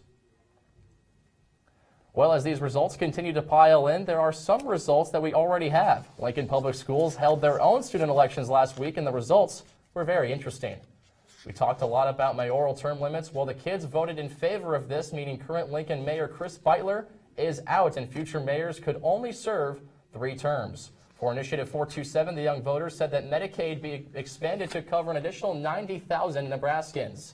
They also re-elected Governor Pete Ricketts and voted to bring in a new senator in Jane Raybould, defeating the incumbent Deb Fisher. And finally, Democrat Spencer Danner would beat Republican Bob Evnen for Secretary of State. All right, well, we've been keeping track of all the races, but let's go ahead and throw it to Alec Chisholm. He is in Lincoln with the Democratic Party. Yeah, Aaron, the mood is actually starting to quiet down here a little bit at the Democratic Watch Party as the numbers begin to pour in. They seem a little bit more focused now. Across the state, it seems like the Republicans hold a little bit of an early advantage. But here in Lancaster County, it was announced here at the party actually that the Democrats hold a little bit of a lead in most of the races, and that got a good cheer from the crowd. But the largest pop of the night, surprisingly, came from a race down in Texas, the Senate race between Beto O'Rourke and Ted Cruz. They showed up on the screen, one of the streams from MSNBC, I believe, that showed Beto O'Rourke was winning with a little over half the votes in that race reported in, and that got quite a large pop from the crowd as they hope that blue wave that looks like it's starting in Texas makes its way up north here to Nebraska. But it's still a little bit too early to tell for most of the races. Really close right now, but for now I'll send it back to you, Aaron. All right, well, thanks, Alec. We are also going to throw it to Grace Harmon in Omaha. She is with the Republican Party. Grace, how we doing out there? I'm here at the Regency Marriott in Omaha, Nebraska at the GOP watch party, and things are starting to get exciting here in this watch party. We had State Senator Ben Sass speak earlier tonight, and we also had Lieutenant Governor Mike Foley speak to his party as well. And according to the Omaha World Herald, Pete Ricketts has won the governor election over challenger Bob Christ with 53% of the vote, comparatively to Bob Christ's 46%. Also, some updates on the other races across Nebraska. We have Jeff Fortenberry in the 1st Congressional District leading his opponent Jessica McClure with 53% of the vote. And in the 2nd district, in the hotly contested race between Bacon and Cara Eastman, Bacon is leading Eastman with 52% of the vote, and that is with 63% of the precincts reported. A couple other races. Senator Fisher has won for the 2nd straight term, and she won with 52% of the vote as well. Last but not least, we have in the 3rd congressional district, Adrian Smith has been declared the winner with 73.8% of the vote over his opponent, Paul Theobald. We have Governor Ricketts, about to give his acceptance speech here coming up at 9:30, according to his campaign's manager. But for now, back to you guys at the desk. All right, well, thanks, Grace. Make sure to stick around. We'll continue to check in with him as the night goes on. We'll now check back in with our social media correspondent, Amanda Acevedo, who is sitting with Zach Penrice. All right, thanks a lot, Aaron. And now, Amanda, I know you've been keeping an eye on a lot of the races going on tonight. So what's going on out there in the social media world? All right, so on Twitter, there's been a lot about Democrat Laura Kelly beating out the current Secretary of State, Chris Kobach, in Kansas. So that's a really big deal people are talking a lot about. And then the close race between Ted Cruz and Beto O'Rourke. Ted Cruz is pulling away about 50%. So we'll see what happens with that. And then in Florida, there is a lot of people talking about Amendment 4, which is allowing people with previous convictions the right to vote again. A lot of controversy around that, for sure. Yeah, no question about that. We'll be hearing from Amanda a lot more as the night goes on. But for now, back to Aaron Hunter at the desk. Thank you, Zach. Now let's check back in for some national race updates with Scott Ayers and Abby Stonehalker. You know, actually, Politico just called that Ted Cruz won. So that is another Republican in the Senate. And Beto campaigned really hard, but are we surprised by Ted Cruz's win? Well, so it's still Texas we're talking about here. Yes. So the fundamentals and recent history would all lead you to expect that a reasonably popular within his state candidate like Ted Cruz would carry that state. And as we were saying before, Beto put on a really interesting and unique campaign. I can't think of a statewide Democratic candidate in Texas who has quite captured the amount of attention that he has. But at the end of the day, it's still that's a difficult playing field for Democrats, to be sure. Exactly. And now the Democrats have a net gain of 12 seats, but they need 23 more. Yes, so this is the House. So Democrats have a net gain so far of 12 seats, and they need 23 total to take the House. So you can think of it as they are about halfway to what they need to be for the Democrats to take control of the House. Republicans, on the other hand, look like they're on track to retain control of the Senate, which means that we're likely headed toward a period of divided government. Yeah, and what do you think? Do you think it'll be harder to get things done, from what we are at now? Well, it sort of depends on what your expectations are about what you'd like to get done. So Republicans have not really been campaigning in this race so much on specific legislative initiatives that they would like to do, with the exception of they've said that they would try to repeal the Affordable Care Act again, which would be much harder to do if Democrats gain control of the House. And they've also said that they might look at a large tax cut for the middle class, which again would be something that I imagine would involve a fair amount of negotiation if it were to pass a Democratic House. Yeah, well, we'll have to stay tuned and watch a lot of those races closer to see who will take control. Well, thank you, Jeff, for coming in. It was awesome talking to you, but stay tuned for more because there's a lot to come.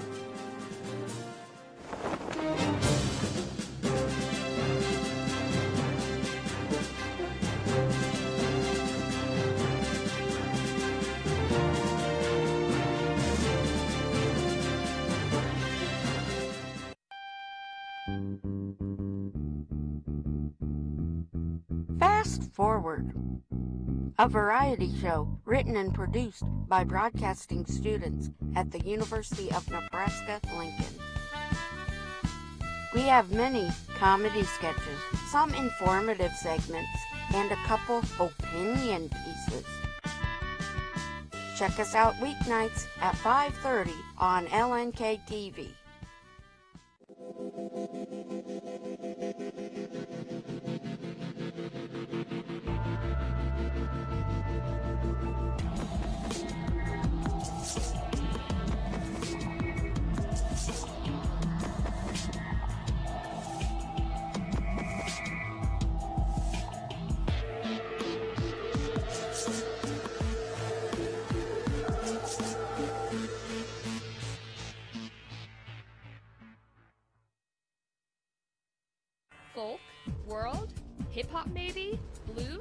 jazz? The latest techno? Or maybe you're in the mood for some good political discussion. Whatever you are in the mood for, KZUM's programming is sure to have a show for you. With the help of volunteers and listener donations, KZUM brings diverse programming to the capital city on FM channel 89.3. Check out the programming schedule online at kzum.org and find the show for you. The Matt Talbot Kitchen and Outreach has been providing care and helping to instill hope in the Lincoln community since 1992. Located at 2121 North 27th Street, the Matt Talbot Kitchen is open 365 days a year to provide 2 hot, nutritious meals to anyone in need. Advocacy and outreach services such as life skills classes, transitional housing, and case management are available 5 days a week. With faith, compassion, dignity, and love, the Matt Talbot Kitchen and Outreach is here to help you rebuild your life.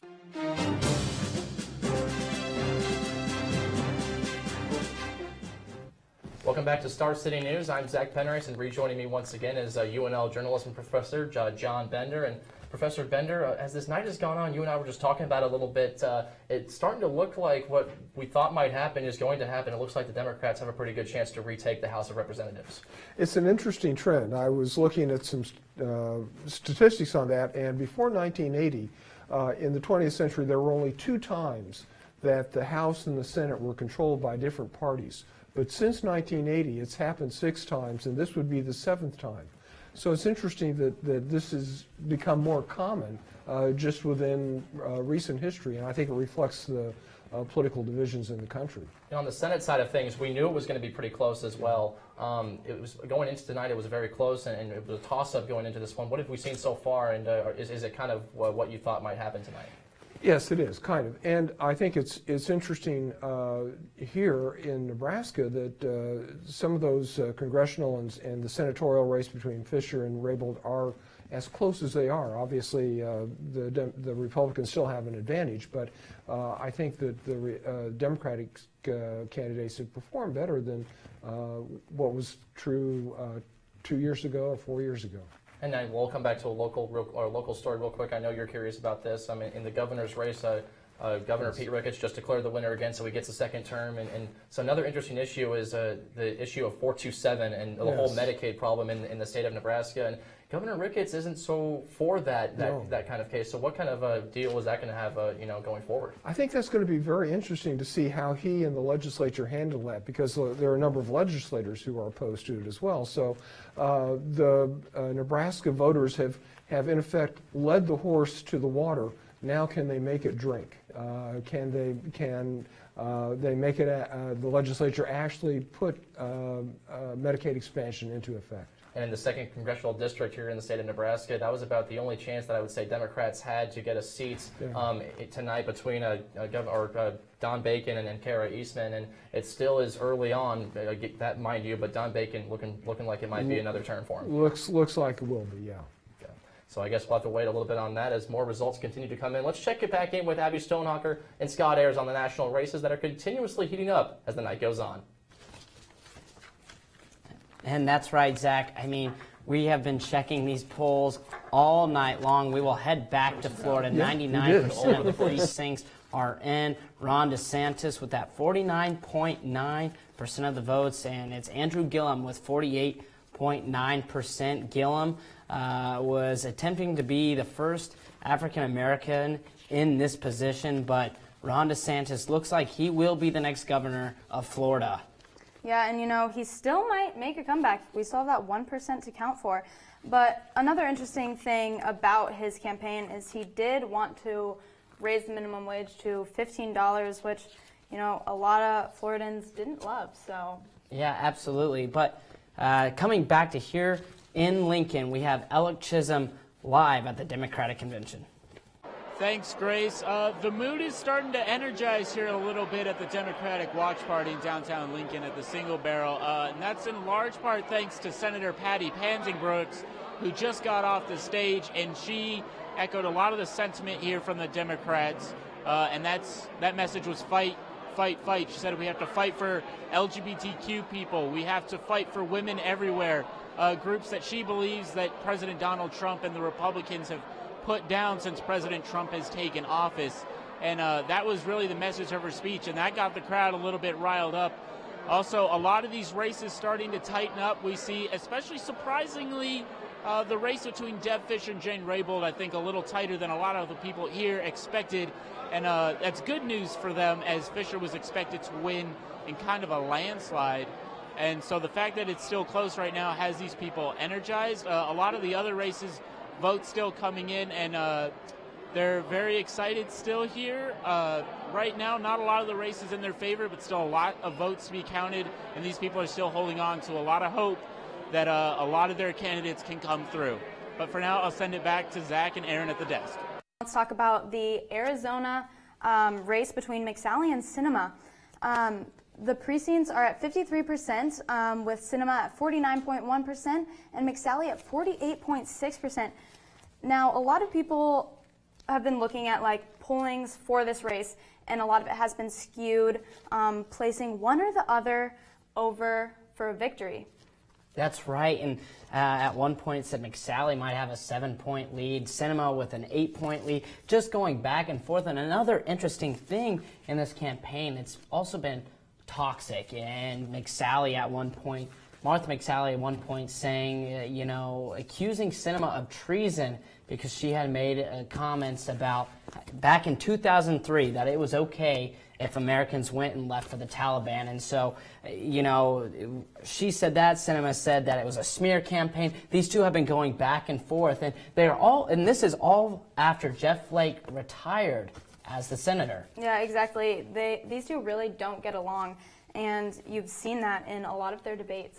And it's what's interesting to see. This is a state that has been mainly Republican for quite some time. However, the suburban areas are starting to vote more Democrat. There's been a higher rate in Hispanic votes, and that has had the favor, or that has been in the Democratic favor. Exactly, and a lot of the votes in Arizona have switched to, the voters have switched to being independent. And when these candidates have to campaign, they really have to switch up how they're campaigning and go more moderate to accommodate for those voters. And one final thing to really keep in mind, Democratic candidate Kyrsten Sinema, she actually might be in favor of some extra voting, as third-party candidate Angela Green dropped out of the race last week. Green was polling at around 6%, but that 6% can have a massive impact on who wins a tight race like this one. So something to keep in mind, as Sinema currently has that small polling lead right now over McSally. Exactly. We'll just have to wait and see, and more to come.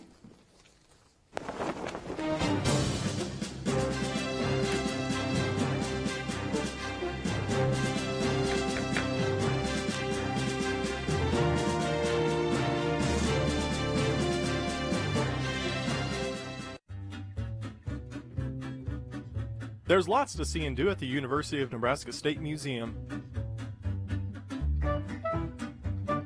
Be sure to visit our new temporary exhibit, The Museum Builders, which explores the history that led to the building of the University of Nebraska State Museum. Accompanying this is also an escape room, which features the history of fossil collecting in Nebraska. For more info, visit museum.unl.edu. The University of Nebraska isn't just a place for books. On campus, you can go to the UNL Rec Center. Located at 55 Campus Rec Center, the Campus Rec Center is a great place to go for your daily workout. You can play basketball on one of the many different basketball courts. You can lift weights with a variety of free weights, a variety of machine weights, and also in the weight room, use a variety of cardio machines. All of this can be yours at the UNL Rec Center.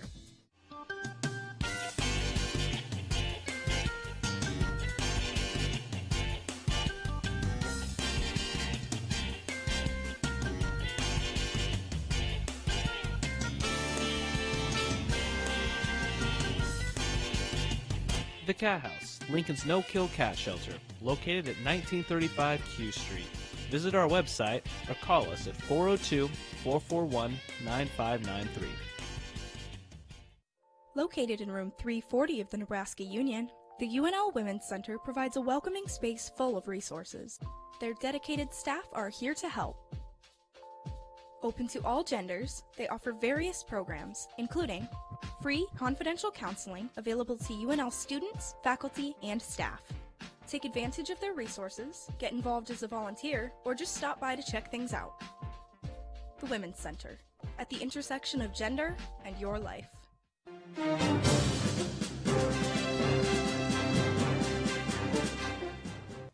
Welcome back to Star City News. I'm your anchor, Aaron Hunter. And I'm Zach Penrice. And let's take a look at some of the updates from around the state of Nebraska. As you see in the United States Senate and United States Senate District, the Senate, I should say, Deb Fischer with 54% of the votes and Jane Raybould with 43%. 38% of the precincts are in. Deb Fischer, the incumbent, looking like she's in pretty good shape early on tonight. She was last elected November 6, 2012, when she defeated Bob Kerrey, who was then the incumbent, and Deb Fischer has spent her last 6 years in office.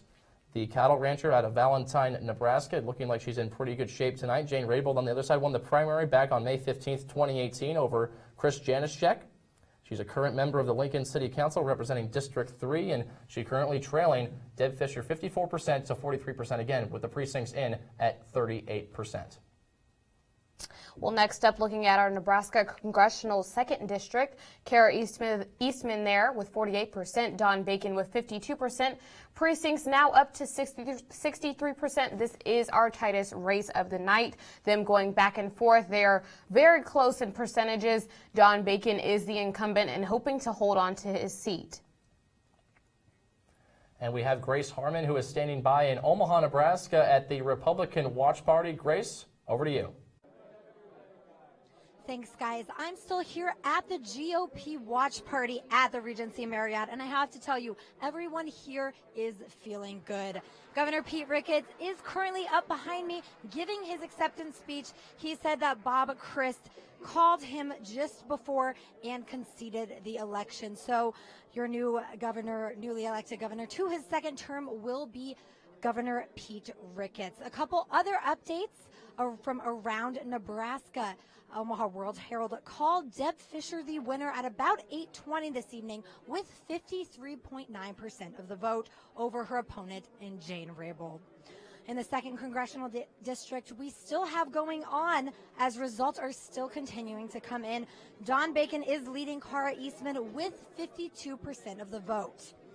In the 1st Congressional District, we have Jeff Fortenberry leading Jessica McClure with 54.9% of the vote. And in the 1st Congressional District has also been called with Adrian Smith beating his opponent with 75% of the vote. And as you can hear behind me, people here are very excited. We've had Senator Sass speak, Mike Foley speak, and now, as you can hear, Pete Ricketts is speaking, giving his acceptance speech. So once again, the GOP is in good spirits tonight. Thank you so much for sticking with me through these live results. Back to you guys in Lincoln at the studio. All right, thanks a lot, Grace. And we now are receiving word from NBC News that the GOP has officially held the Senate for this year, and the Democrats have won the House of Representatives. We'll now send it upstairs to Scott Ayers and Abby Stonehawker for more. Well, Zach, I'm here once again with UNL Professor Lloyd Ambrosius. And Lloyd, we look at the House of Representatives, and it's starting to close in that it might go in favor of the Democratic Party. And historically speaking, back in 2012, it flipped in favor of the Republicans. It was also when Obama was reelected. And so now we see Trump's second term slowly approaching. Is this something, historically speaking, that we have seen time and time again? Over the centuries, actually, after the creation of the American Constitution and the new American government, typically in the midterm after a president first wins office, the other party has gained votes. And so, after Donald Trump won in 2016, if you looked at the historic pattern, you would expect that the Democrats would do much better in this election. There are a few exceptions to that. One major exception was in 1998. Bill Clinton was facing impeachment, and the American people did not favor what the Republicans in Congress were doing. And so in the 1998 congressional elections, the Democrats actually increased the number of seats, basically voting against impeachment and making it very difficult. The Republicans went on to impeach Clinton, but the Senate did not remove him from office. That was one of the rare exceptions. This time, it's a really different situation, however, given the gerrymandering that was done after the 2010 census. Historically, over previous decades, the Democrats would have needed about 2% more votes totally nationwide in order to win control of the House of Representatives. Given the gerrymandering, which favored Republicans after 2010, Democrats now need to gain somewhere between 10 and 11% nationwide in order to be able to win a majority in the House of Representatives. And so the gerrymandering effect makes this a rather different kind of election, midterm election, compared to most. Right, and that different kind of beast. 1998, we see Clinton and Donald Trump in 2018. Well, as we get near the end of the show, we still have just a bit more here on Star City News.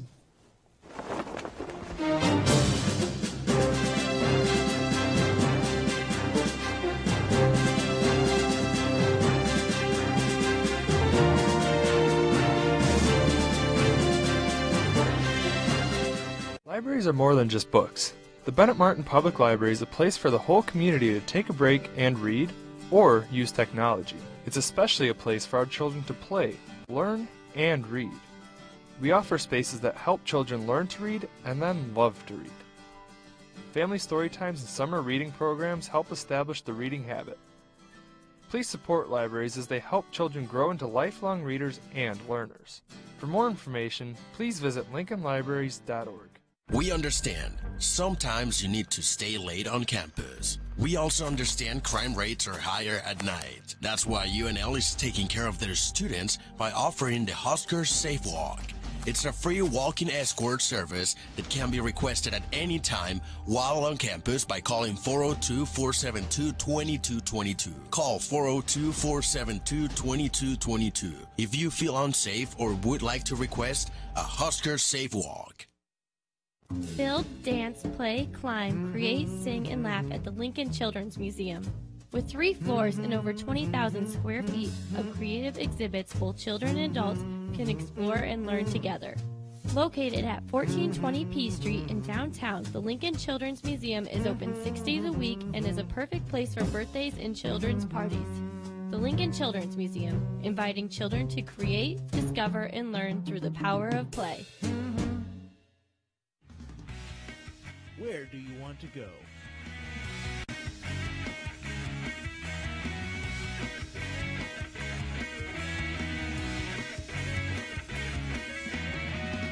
What do you want to do? Visit the Education Abroad office or go online to find out more information. Education Abroad. Go big, go abroad.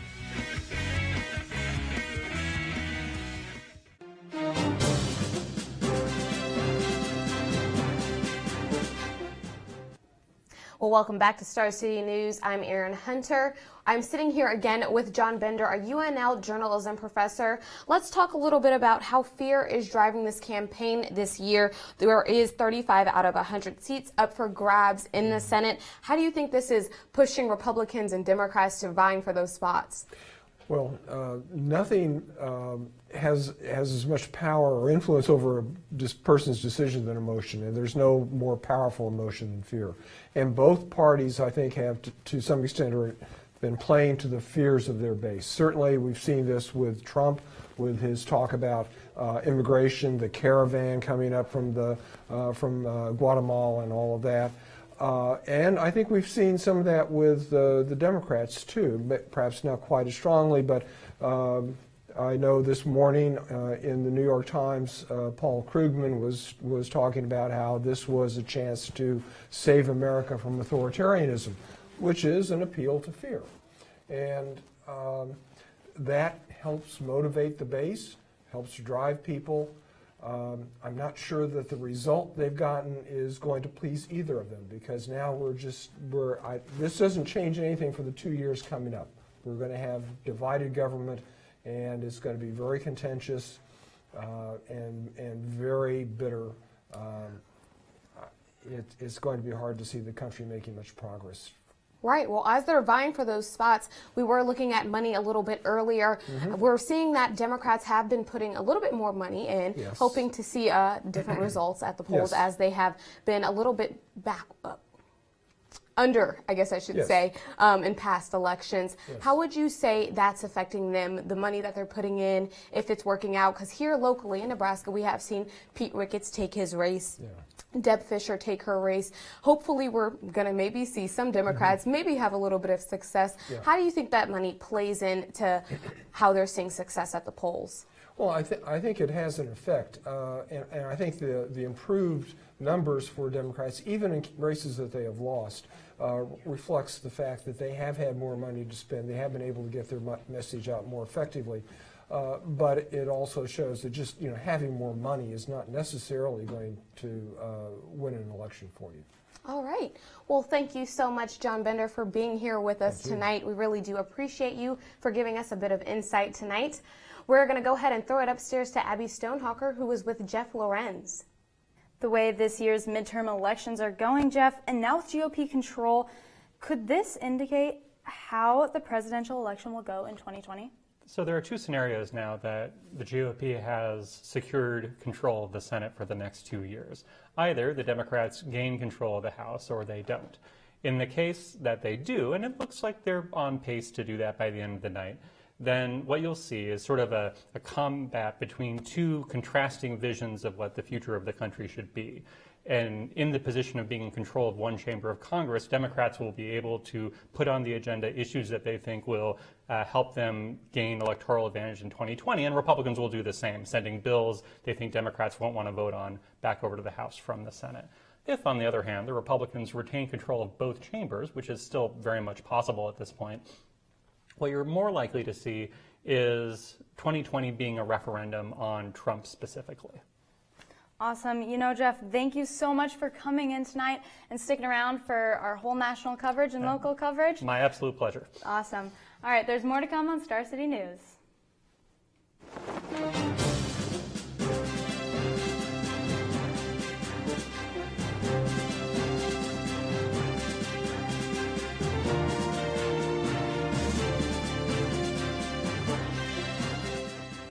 We have a new University Health Center, now including the UNMC College of Nursing. The new and improved University Health Center offers everything in one place, including a full-service pharmacy and physical therapy. If you're feeling stressed, talk it out with counseling, or relax and unwind in the all-new Zen Room, now located at 550 North 19th Street. At the Nebraska History Museum, there's over 12,000 years of history under one roof. Learn about Nebraska before it came a state, what it was like to live in Nebraska during the early years of statehood, and even see unique artifacts only on display at the Nebraska History Museum. The Nebraska History Museum is open until 5:30 Monday through Saturday and is free for everyone. With ever-rotating exhibits, you'll never run out of history to learn.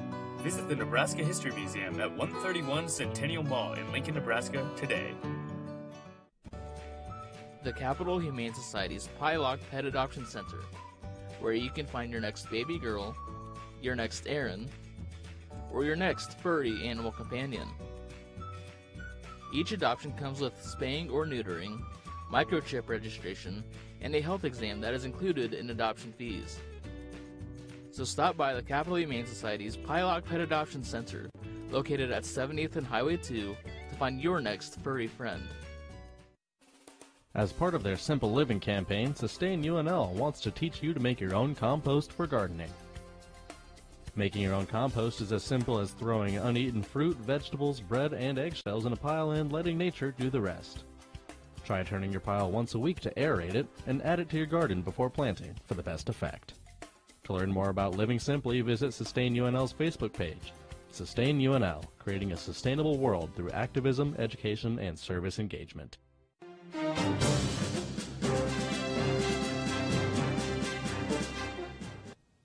Welcome back to Star City News. I'm Erin Hunter. And I'm Zach Penrice. Let's take one final look upstairs with Abby Stonehawker and Scott Ayers on the national races. Well, Abby and I had the pleasure of covering several different national races. Stay tuned to California, where there will be several important districts throughout. And now let's head to Star City's Alec Chisholm. Well, it's been a busy night with local races, Aaron, all across the state of Nebraska. I mean, we have a few districts already decided, and then Pete Ricketts is the governor once again of the state of Nebraska. He's declared the winner. Deb Fischer in the United States Senate is declared the winner as well. And finally, Jeff Fortenberry declared the winner once again. The incumbent wins again. All incumbents, all winners once again. About what we expected It tonight. was expected. It was expected. We are a red state, and all of them were Republicans, and they are keeping their seats. So congratulations to them. We hope to see great things out of you. A little bit more coming on Star City News. Stick around. We'll be right back.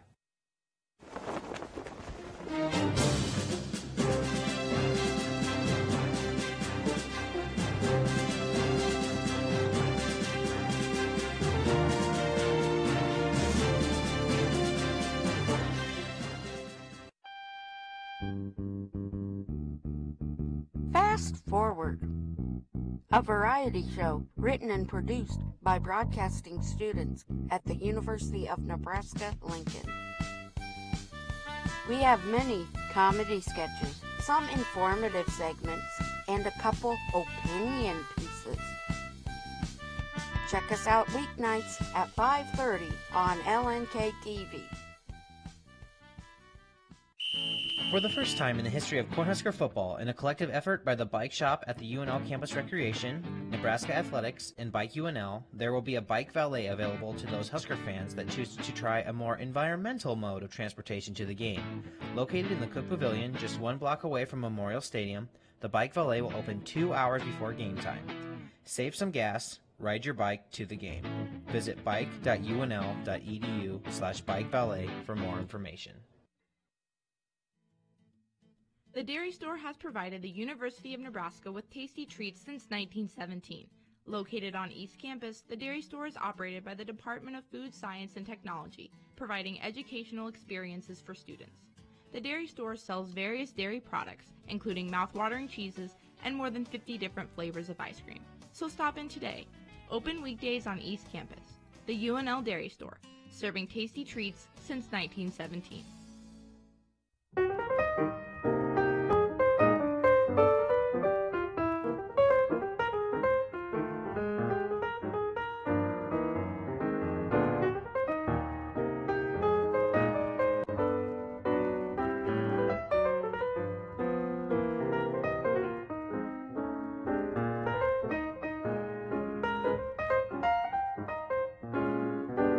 Visit Love Library, located on the UNL City campus.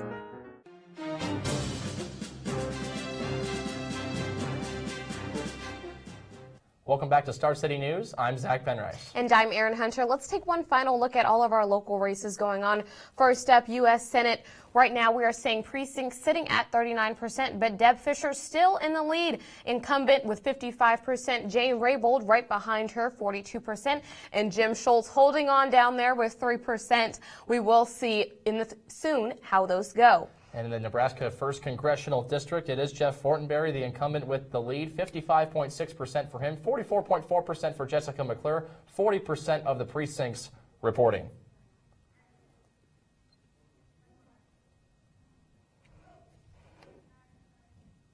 And the Nebraska Congressional 2nd District, we see Kara Eastman and Don Bacon once again. Don Bacon with the incumbency, 52% for him, 48% for her, and precincts sitting in at 63%. Well, that'll do it for this special edition of Star City's coverage of the 2018 midterm elections. Thank you so much for sticking with us throughout these 2 hours. Make sure you tune in next Tuesday when we will resume normally scheduled programming. Until then, I'm Erin Hunter. And I'm Zach Penrice. Thanks for watching, and good night.